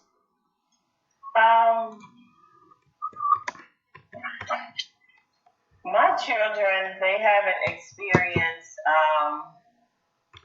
living in the city, and being, scared to, go outside and play. And, I think my children are oblivious to, everything. And I definitely know that they would not survive in a city anywhere. I just think, again, social media, I'll say social media, it has a heavy effect on our children now. I do agree when you say some communities need an outlet for the children. They need somewhere to go, things to do. They do need mentors in their lives. So hopefully that person, gets back with you, whomever wants you to be a mentor. The drugs are there. They get to the drugs early. Some kids get them from their parents, It's definitely out there, easy and early. So that's all. That's all I got. You want to circle back now, Benita, or? Yeah, I can. I think it really depends on where you live. Mm-hmm. I think that's what's come out of this. If you live in a place that has good opportunities or stuff for children to do, or if you live in a neighborhood that doesn't have a lot of the violence and the crime and that kind of thing. I mean, I live on a nice block, but I do live in the city.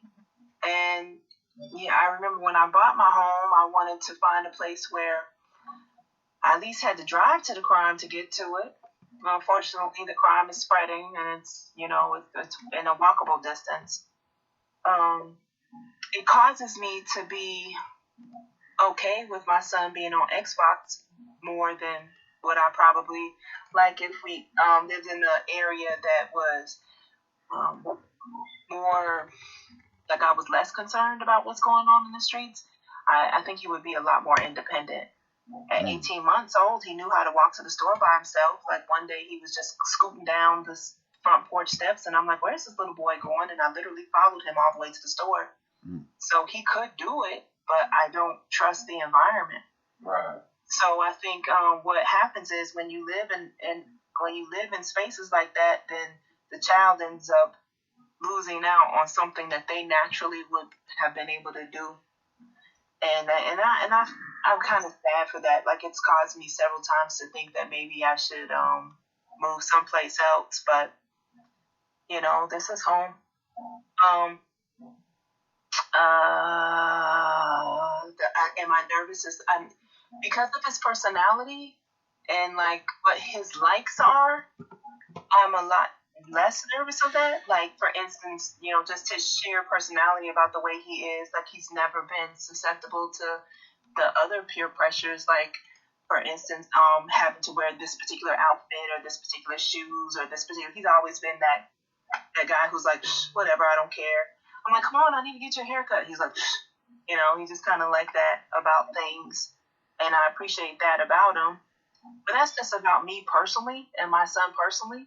But I think as a world, I don't feel like you called me to talk about this because of my own personal situation with my own son, because I think that our situation is a little bit unique because of the things that I've already outlined. I think that there's a lot of, I think it's hard for a lot of our youth today with the media, like we talked about already, with the, this war on drugs and this war on poverty and this war on all this stuff.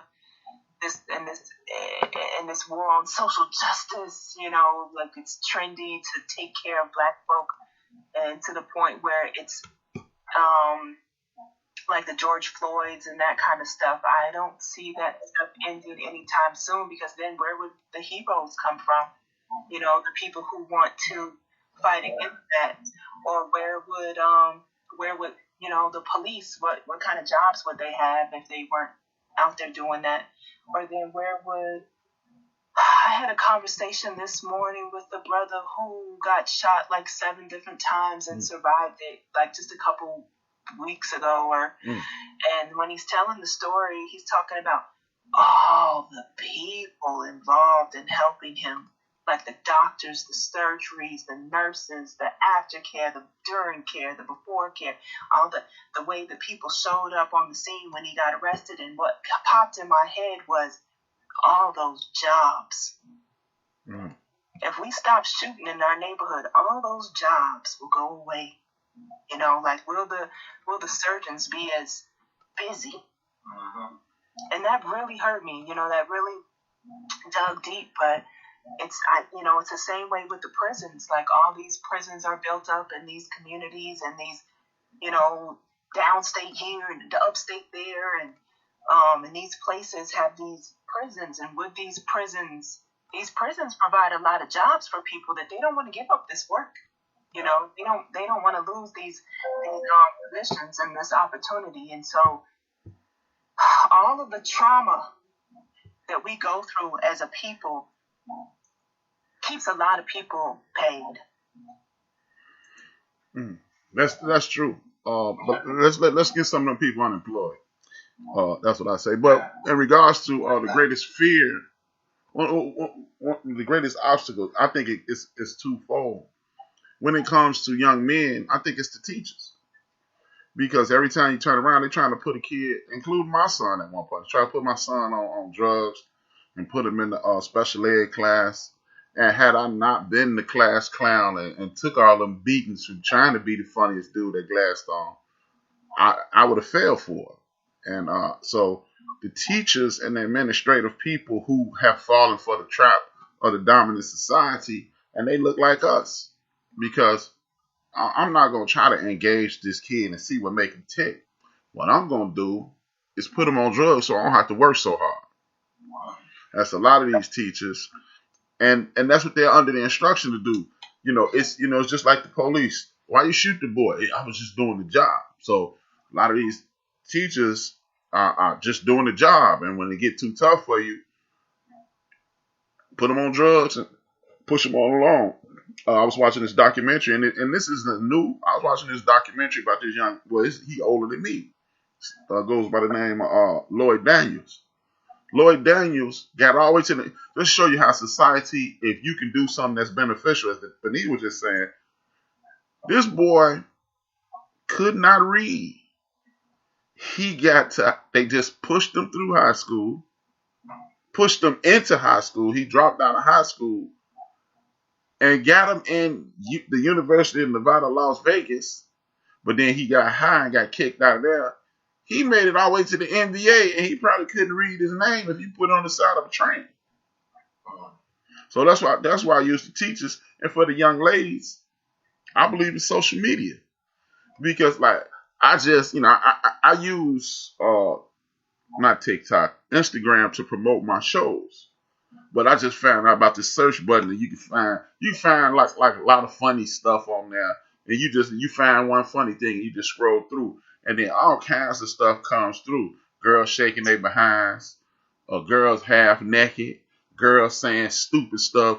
Oh, these niggas this and these niggas that. And as Candace says, you can't be there sitting with this young lady every day because, and as Kimmy said, she has to see these. Your young people have to see these things in order for it not to be shell shocked when they do see them.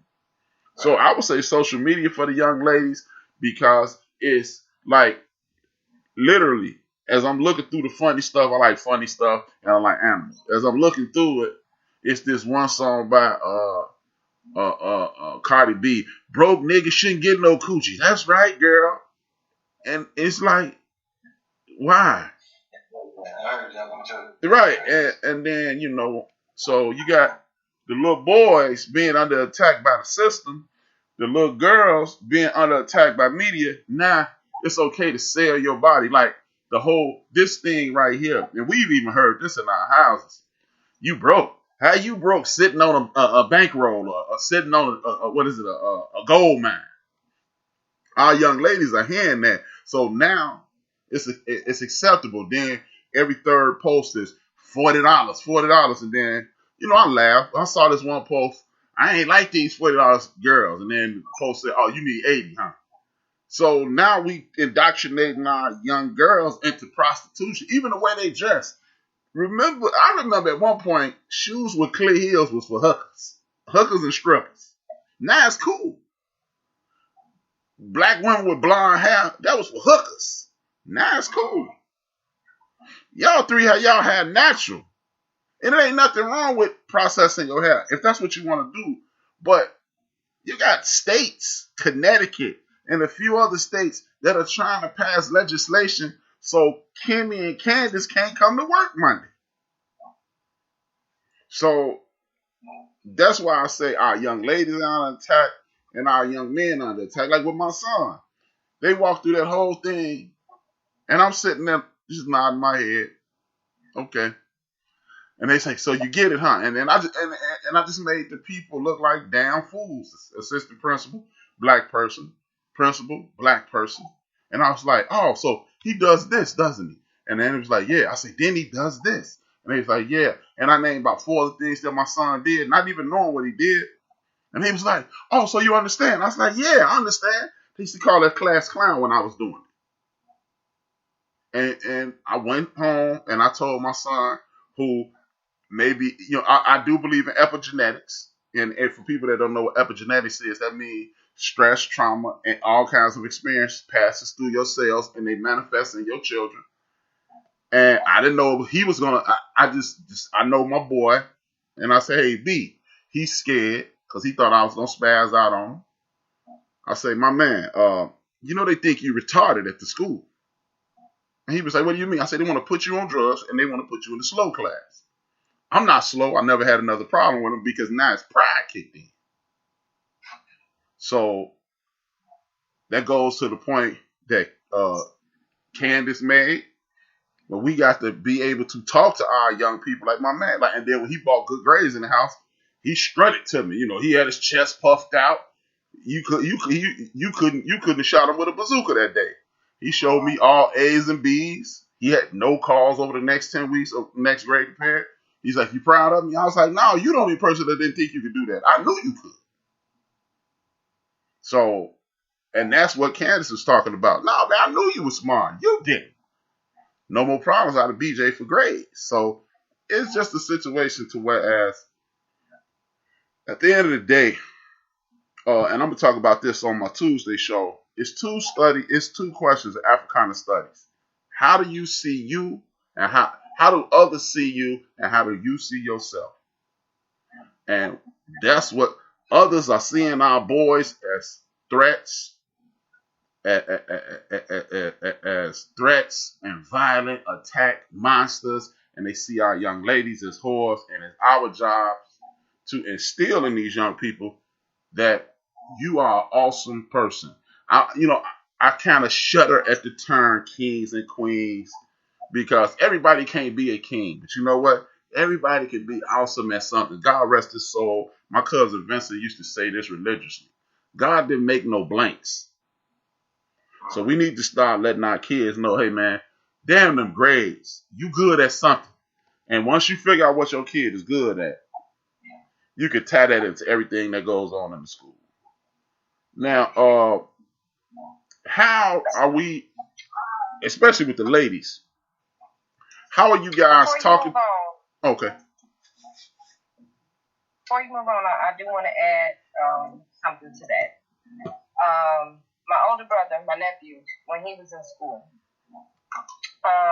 he was very active. You know, a boy, just active, class clown or whatever have you.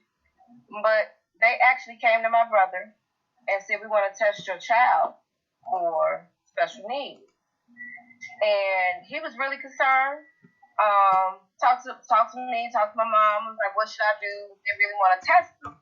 And my mom said, well, talk to another teacher, talk to an educator. You know, one of our friends' parents is a principal. And she said, absolutely not. Do not let them test your child. Because historically what they do to our black boys is they label you. And once you are labeled, it's forever. There's nothing you can do about it. She said, don't let them test your child, period. Point blank, don't do it. And I think part of the problem is, as a society, we feel the teachers are there to help us. But everybody is not here to help us and is not out for our best interests. And we have to be smart about our children and know our children. B, you said, I know my son is just acting a plum fool. You got to know your child. He doesn't need anything. He don't need no medication. He doesn't need any special class. I need to talk to him and tell him, thank you. Slow. But you have to know your child. You know, but then you said the same thing about you talked about your relationship with your son. You know your son. You say, you know what? He likes games. He doesn't care about the shoes and the this and the other.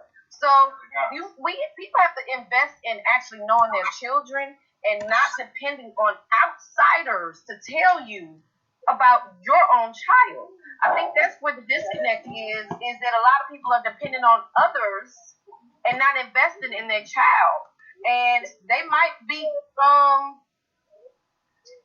interested in getting those drugs for their children because they don't want to deal with their own children. And that's another piece that we have to look into is people being complacent with others saying your child needs medication or your child needs special needs or your child needs this. People are complacent in that. And they buy into it because it's easier. So I just wanted to, add that 2 cents in before we move in. Oh yeah. I'm glad you did, sis. And I experienced the same thing. They wanted to do the same thing to my child, and I refused. And when I refused, then they called DCFS on me. So you gotta just keep standing up and be like, no. And if they keep pushing, take them out, send them to a homeschool them, independent school, move them to another school, whatever. You know. And it's like, sometimes they may need the help, but if they absolutely don't, and you know your child doesn't need it, I knew my situation. His father and I was getting a divorce. That shit's trauma. You know, that's hard on a child to go through. So, but yeah, thank you for saying that. Yeah, because, I mean, one of the biggest challenges in our community, and I go to my grave saying it, is the fact that we don't identify the system as our enemy. Because it's supposed to help us. And we keep saying, oh, no, it ain't that. And we scared to say, excuse me, and I'm going to say this before I make this statement. This statement has nothing to do with anybody else who on the panel. This is my point of view, solely my point of view. These white motherfuckers trying to get our ass. We don't want to say that out loud. I agree with that.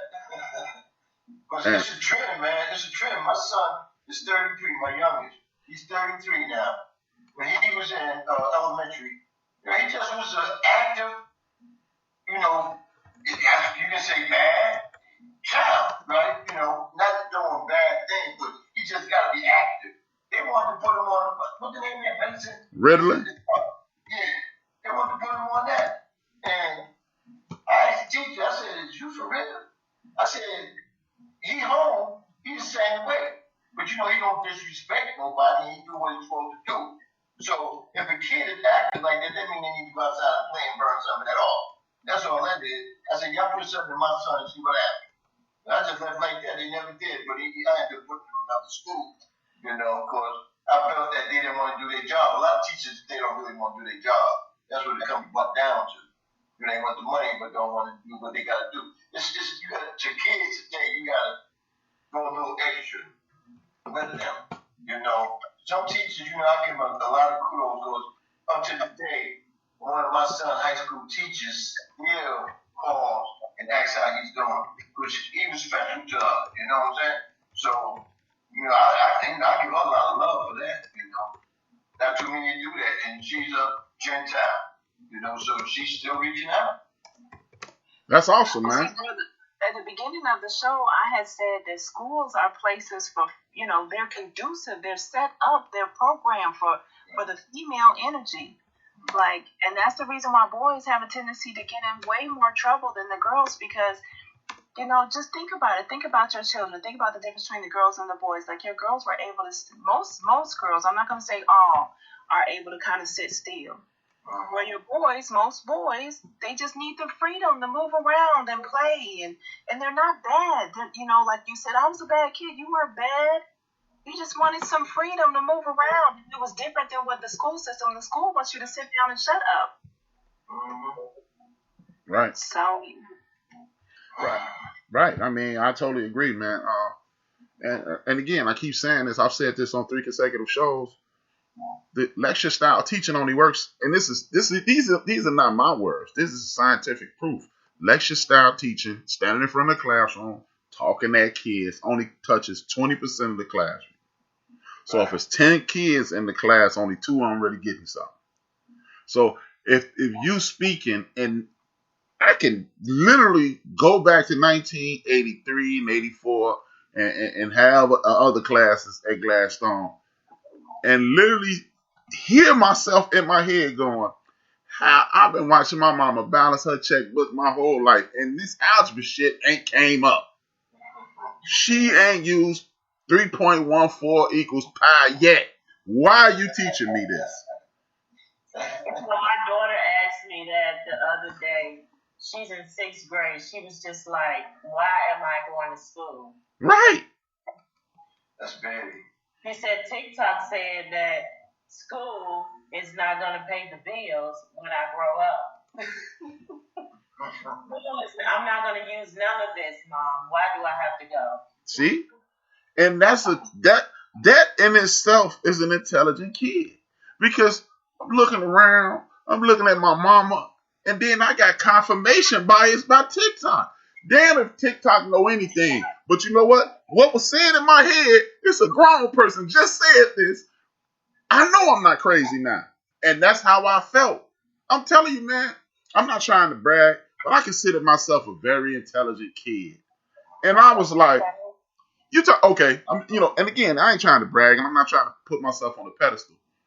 Some of my friends who watching this, and they be talking to me throughout the show, some of my high school friends, and if they listening, they can come in and tell you. Some of my friends never seen me with a book, and I graduated. Like, man, this shit, I'm like, what the fuck? What? I passed, let me tell you how I passed a lot of tests in high school, opening up the book and reading the subtitle under the picture. And it came up in the, yep, I saw that over there. I don't read all this shit because that ain't going to help me. Why are you teaching me about China? Why in 6th grade did Miss Dow teach us about how they used to bound the ladies' feet in China and paint their toenails? Why is that in my damn head? So you want a kid who got anything that resembles common sense? Yeah, I ain't used that shit yet. Oh yeah, well, I'm gonna go get my feet done like they do in China. How does that shit come up? So yeah, look, man, these kids, like I said, man, there are no exacts in the world, but these white people trying to fuck us over because they don't want our kids learning, because they know if our kids fuck around and start learning, that's their ass. And again, these are the opinions of me. Nobody on the panel feels this way, and that's what it is, man. And if you're offended by what I'm saying, All you have to do is come to the show Tuesday at 5 p.m. and say, you know what, you said this and you're wrong. But don't give me your experience, as Benita said. Give me a broad, stretching experience. Show me why the only thing in this country that should be communistic is education. And when I was in high school, Dr. Ruth Love in 1984 here in Chicago said everybody had to graduate with a foreign language. Am I correct, Benita? Benita? Yeah. Okay. Why don't I have a foreign language? Why didn't I graduate? Why didn't I take Spanish 1 or no other language? You know how I learned Spanish? Sitting on the bus on the way home with the Puerto Rican kids. That's the only time I was learning Spanish. Did not take one foreign language at my high school. So, but Mr. Morosky had a computer in his class. He should let me mess around on it. But meanwhile, my man Patrick, who graduated with me, they had a computer class. So don't tell me about your specific experience. If you're offended, then what you need to do is stand up and fight with us instead of being offended. Period. Now, they taught us. We've learned everything that this public school has asked us to learn. It wasn't about whether or not you could do the algebra. It's about whether or not you know how to sit down and shut up. Whether or not you know how to take turns. Whether or not you can walk in a straight line. We learned everything they wanted us to learn. Whether or not you are willing to be a productive citizen. Whether or not you're willing to comply. Will you shut up and stop asking all them questions? And so most of us do that really well. Yeah. To the point to when people hear what I just said, I used to have family members say, why you hate white people so much? No, I hate what they do to you. I hate the fact that you didn't hear what I said. The system is designed to make you a monkey instead of making you a woman or a man. And that's what I'm talking about. And guess what, white people? If you're not rich, your kids being taught how to be monkeys too. The question is, why do they hate us and the kids that they growing up like our culture? They want to be a part of what we doing. Hey, bro, they don't hate us, Rocker. Because they don't hate us because everybody likes Smokey Robinson. Everybody liked the OJs. Everybody used to like the Barge. And everybody like rap music now. I ain't doing nothing about that. People do. Look. When we were younger, you 10 years older than me, Rocker, but you can remember that. Everybody's wearing Pumas because Clyde Frazier was wearing Pumas. You ain't, think of something that you don't like, and then tell me what you do like that. Nothing. They wanted you to buy chapsticks, so they told Dr. J to tell you to wear chapstick. So no, don't nobody hate us, man. They jealous. It's jealousy and envy, but it ain't hate. That's what it is. But a lot of folks don't want to say it, and when you say it, people, well, why you feel that way? Why don't you? But back to what I'm talking about, man. How much TV should we allow our children to watch? Rocker, Candace, Kimmy, Bonita. I feel really none because me myself, only thing I watch on TV is sports. And then, I do the little movies, because regular TV does not interest me. When I was growing up as a kid, it didn't interest me. And we had 5 channels, and it didn't really interest me. I just never been a TV person, but I love sports, so I watch that. Movies, they can be relaxing and entertaining. Sometimes the movies I like shoot 'em up,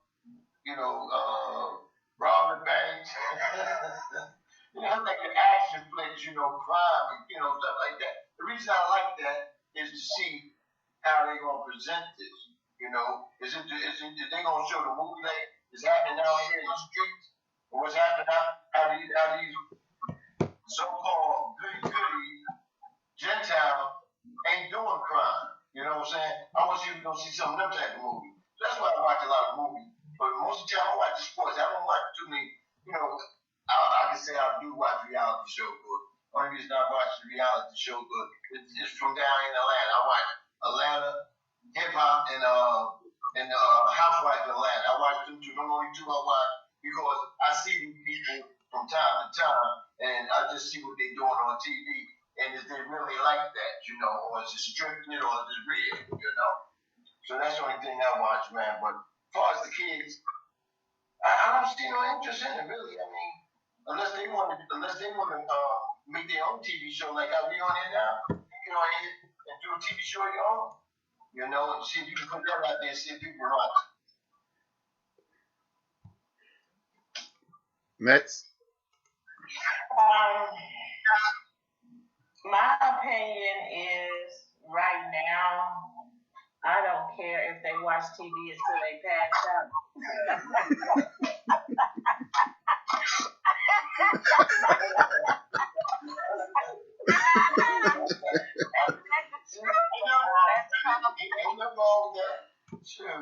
But seriously, I don't have a limit to how much they watch TV because it can be informational, but just make sure that they're doing their own research. You know, I don't limit my kids to watching TV.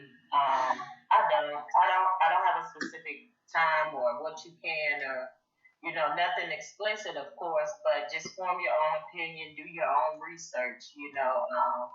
And again, since we all at home, you can watch it 24 hours a day. I don't care. That's right. Well, I was raised on TV. So, and what I mean by that is I watched everything from I Love Lucy, Gilligan's Island, the game shows, old, new, black, white movies. I don't think it's an issue with TV. So I don't have an issue with my children watching TV. But again, mine are babies. They watching Lulu Gaga, Ryan's World, watching other kids play with toys.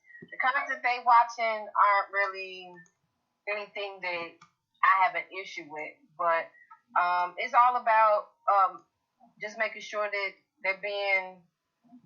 Like I said, it's the internet, it's TV. Again, I don't want them to lose their innocence, but I can't protect them from everything, and I don't want them to be clueless to what the real world is like. Never want my children to be clueless to what the real world is like. So it's just about making sure they're being educated, and then standing in their lane. A lot of the times they click on stuff and be like, "This is crazy," and then go back to something that is more suited to their likes and their needs. So you just have to know your child, and I don't really think there's an issue of the amount. I know people say, "Oh, it might ruin their eyesight or whatever." I don't listen to any of that. They can watch as much as they want. Like I said, I was raised on TV, and there's nothing wrong with me. So they'll be okay. It took me to 44 to get some glasses. It didn't ruin my eyesight, you know. But I feel kind of bad I had to answer this question because I don't have no kids. I got grown men. My grandkids don't live with me, so I hardly ever see them. They in Florida, so that. But I guess I'll be kid after that. Bonita? You have an opinion though too about what you think I guess should go on with other children in the world. Yeah. Well, you could, we'll accept your answer for that. I agree with my sisters. I think I have a 14 and 25-year-old, and I think it was just kind of the way I reared them. I personally don't like TV and very rarely had it on because I hate, absolutely, without a doubt, I hate commercials. So I would have bits of time in my life where I had cable, and then I would maybe record a show and fast forward through commercials. And one day I caught my son, he was just watching the commercials. And so every commercial that came on, because the commercial makes you feel bad if you don't buy this product, right? Every commercial that came on, he just kept yelling from the living room. I was in the kitchen, "Mom, I need, whatever it was, like this doll or that dog or whatever, or this toy or that toy." And then when he got to, "Mom, I need some these. Dush." I said, "No, son, we'll turn off the TV." And so then from that moment on, I just would let him put in. So even though we don't ever watch TV in this house, what, you don't want me to tell that to the people? No. Come say hi. Hey, put your son, your face can be on the screen and then they can see Hey.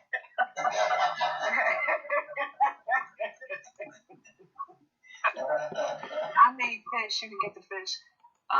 He said he already ate it. But anyway, so what we do though in this house is we still are on screen. So it'll either be we listening to YouTube almost like I actually paid for a YouTube subscription just because we don't want to deal with the commercials. And so we literally like my daughter, she'll wake up listening to it. My son, I think that he uses it on his phone, but he is on Xbox a lot. And then there'll be some people who, try to demand that I limit it, but I don't. Like even till wee hours of the morning, it might be 1 or 2 o'clock in the morning. But I like him to have it because it's like he has those friendships with it. Like you can hear him talking with his friends and the relationships and things like that. So like you guys, I don't monitor it, but I think what happens is if you teach the lessons and you teach what it is that you want them to know, then eventually as they get to be a little bit older, then they just kind of do what you want them to do, So I wasn't real strict with monitoring it when my daughter was young, and here she is 25 and she rarely watched, she's like me, just never watches TV, but she will be on that YouTube because YouTube is edutainment, she's learning something at the same time. Yeah, I agree with everybody. I'm a couch potato, but it is, as long as you monitoring the kids. Again, I don't have any grandkids, but I think Benita's point is the most important point.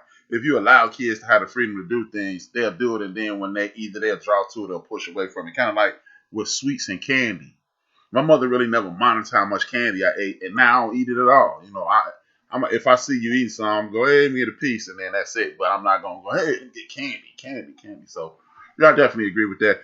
This is going to be the last question.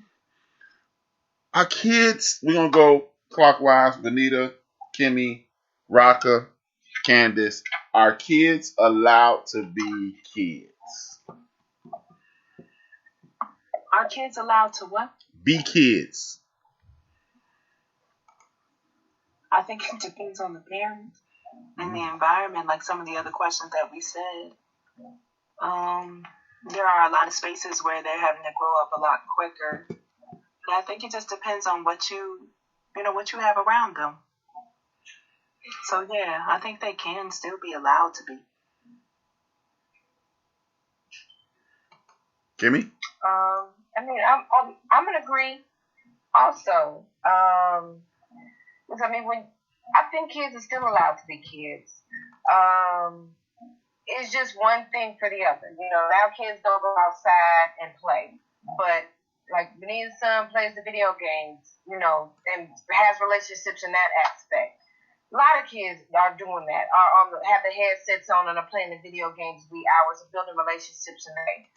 Is that different from when we were kids? Absolutely. We were outside in the playground, but it's still the same thing. You're still with your generation. They're still communicating. They're still building memories, laughing, sharing. So it's the same thing with the same thing, different name, or is that the same? Mm-hmm. It's just a different way of them doing it. But I think kids are still being kids. It's just a different way. It's not the way we did it, but it still doesn't mean that they're not being kids. So I'm going to say they still are. Rocker? Well, the ones that have a strong home, they're being able to come up in an environment where they can still go through their childhood on to their adult age. The ones, a lot of them that's not, or either some that do, they want to jump above and do more than what a kid is doing today. Outside influences make a kid become a man quick. I heard a kid say him and his brothers had to sell drugs just to get a meal, but their mother was running the streets all the time, right? Then came up in the drug world. Two of them still in it, the other one's not. He's in the military. He wanted to get away from all that. But, it all depends on the environment you grow up in. It's what's going to make you be like that. And I wish no kid would miss his childhood because I loved my childhood, man. Running the streets, doing just about everything, going life, having a good time, you know. Got into the high school, teenager age, did that. Left there, went to the college world for a couple of years, and then became a man, went to the military for a couple of years. You know, that's the type of life you should have. You should be able to go to stages just like the weather. I hated when I came down here in Atlanta. I don't get a fall. You know, you go from summer to winter, winter to summer. I don't like that. I want to have a fall, man, in the autumn. I mean, the autumn and spring and autumn. I want to have that. I don't have that. You know. Candace? I'm going to agree. It depends on the parent. If you allow your kids to be a kid and not try to take on the role of a man of the house, you know, for boys, and for the young ladies, a mother to your other children, you know, that would I think they can still be kids. I mean, it's a lot of stuff for them, you know, to do. The only place where they haven't been able to be kids, and I'm gonna just say this for me, is in the white neighborhoods where they don't see our children as kids. They see them as, you know, grown men or grown women, and they fear them. But most definitely, if the environment is right and the parents allow them, they can definitely, you know, still be kids. Yes. HRap. yeah. I was responding to people who are talking to me. They saying it's a good show. I'm going to agree, yet disagree. By and large, I think kids are still allowed to be kids. But I think, man, I see too much adult content on traditional TV. We talking about sexuality. Girls were pretty or cute, and then you punched them when I was a kid. You know, like, hey. And then she cried. You're like, you're a punk. But then you're like, that's a girl. You can't do that. And I think, I don't think kids are allowed to be kids for this one reason. When we were kids, nobody knew that dude who was standing around leaning was a drug addict. We thought he was a wino.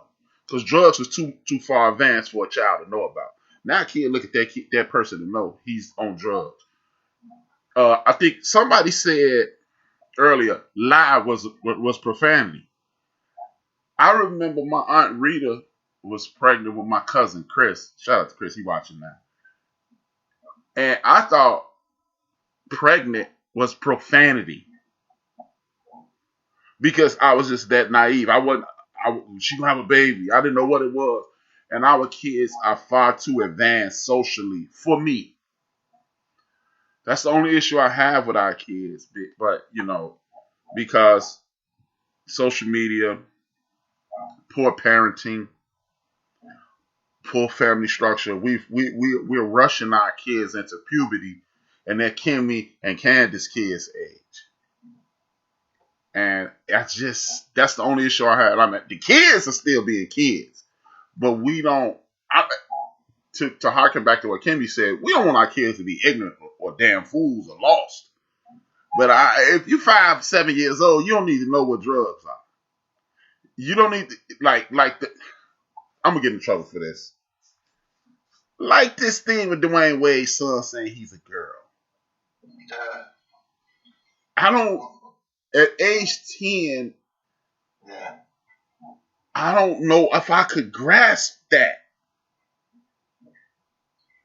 And maybe because they telling you that SpongeBob is gay, or I think we're overloading our kids with too much information. Like, it's this TV show. Only person on here probably gonna remember is Rocka and Benita. It's a show with Ted Knight called Too Close to Comfort. Oh yeah. And they had a gay dude on there. Now I was 12, 13 years old. I knew the dude was gay. They never said he was gay. Nah. They never said and then, you stereotypical. He was in San Francisco. They tried to hook him up with a girl. He was like, I don't like girls. He was all uncomfortable. And I remember sitting there watching that show going, why don't they just say gay? But they wouldn't say it because they knew younger people were watching. It was a family show. And I would like to hear what y'all think about that. Maybe I think we give our kids too much to process sometimes. And that stunts what they do. I would love to hear y'all opinion on that.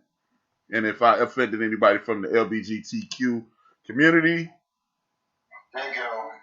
No, I won't do that, Chief, because you know what? That's like we'll get over George Floyd. You see what I'm saying? I don't want nobody to feel that way. Well, you know what? In my show, I'm not used to. I grew up, we used to call bad. You know what I'm saying? I said that on my show, and I got an email. An email said I had a couple working on my job, and they offended to that. Say gay. I say gay. No.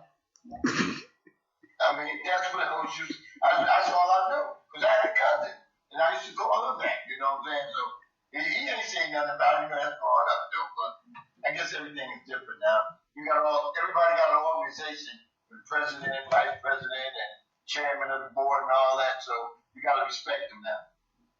You know. Anybody else want to add anything to what I said before we log off? I would like to add to the are they having to deal with too much? Like, is the world asking too much of our children, or are we showing them too much? Is there too much sex? Right? Mm-hmm. I think that you gotta consider the mind of a child. Mm-hmm. And the mind of a child is a sponge. Mm-hmm. And their role and responsibility is just to soak it all up. Mm-hmm. So whatever it is they threw at our parents, whatever it is that the world threw at us, and then whatever the world is throwing at our children, they're going to soak it all up. They're sponges. Yeah. So I don't think that they're wrong for soaking it up.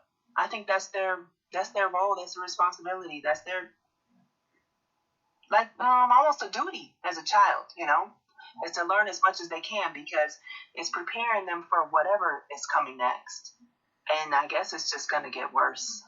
And so our children need to be ready for that. They need to be prepared for it. It's like they're in training right now. So this sexual stuff, like if anybody listens to Neely Fuller Jr., he talks about how it has changed so much over the years. Like the sexual push, or all the differences in sex, like going from 50 years ago, you never would even talked about a man being in a dress, or sexual relations was male and female, and now it's like moved all the way to, I think there's like maybe 7 letters in the LGBT community or whatever, and now there's gonna come a day when it might be the whole alphabet. Yeah. It's like, and I believe personally, but this is not how I believe for the whole entire world, because my personal views are a lot more conservative. I work as a social worker, and as a social worker, I need to be open-minded to who and whatever might need help from me. But I believe personally that I agree with Neely Fuller. I agree that sex is one of the most powerful tools ever. And it's a really good idea if you want to control the people, to control the sex and to have them as confused as possible within that realm. So, thanks for that enlightenment. I like that. Yeah. Okay. Yeah, and I would rather my child, when it comes to sex, be my children to be unconfused in that area. Okay, I like that. Oh, also, I would like for them to be ready. I want them to be weaponized. I want them to understand all these different sexual things that people are going to throw at them to try and confuse them. I want them to be soldiers, like a minister of defense. You know what I'm saying? Okay. And how are they to be that way if, they get all frozen up when they see somebody from the LGBT community? Or if they they get nervous because they see somebody talking about two dads or whatever. I want them to feel very confident about that. Two moms, yeah. Okay. No, thank you for that enlightenment then, because I guess I was, when I'm listening to what you said and then I go back to what Kimmy said, they need to be prepared. So again, this is why I keep saying what I say. There are no right. There are no 1 second, Rocker. There are no rights and wrongs in these. We should be always, anytime we have a forum like this or conversation, period, anyone, we need to make sure we are listening to understand and not to respond. So thank you and Kimmy. Go ahead, Rocker. The floor is yours. But anyway, I'm glad you spoke on that. But in your field, is there a lot going on in your field? Do you experience that every day as far as people? I don't personally, but my colleagues do. Okay. And we deal with it on a regular basis. Oh fuck.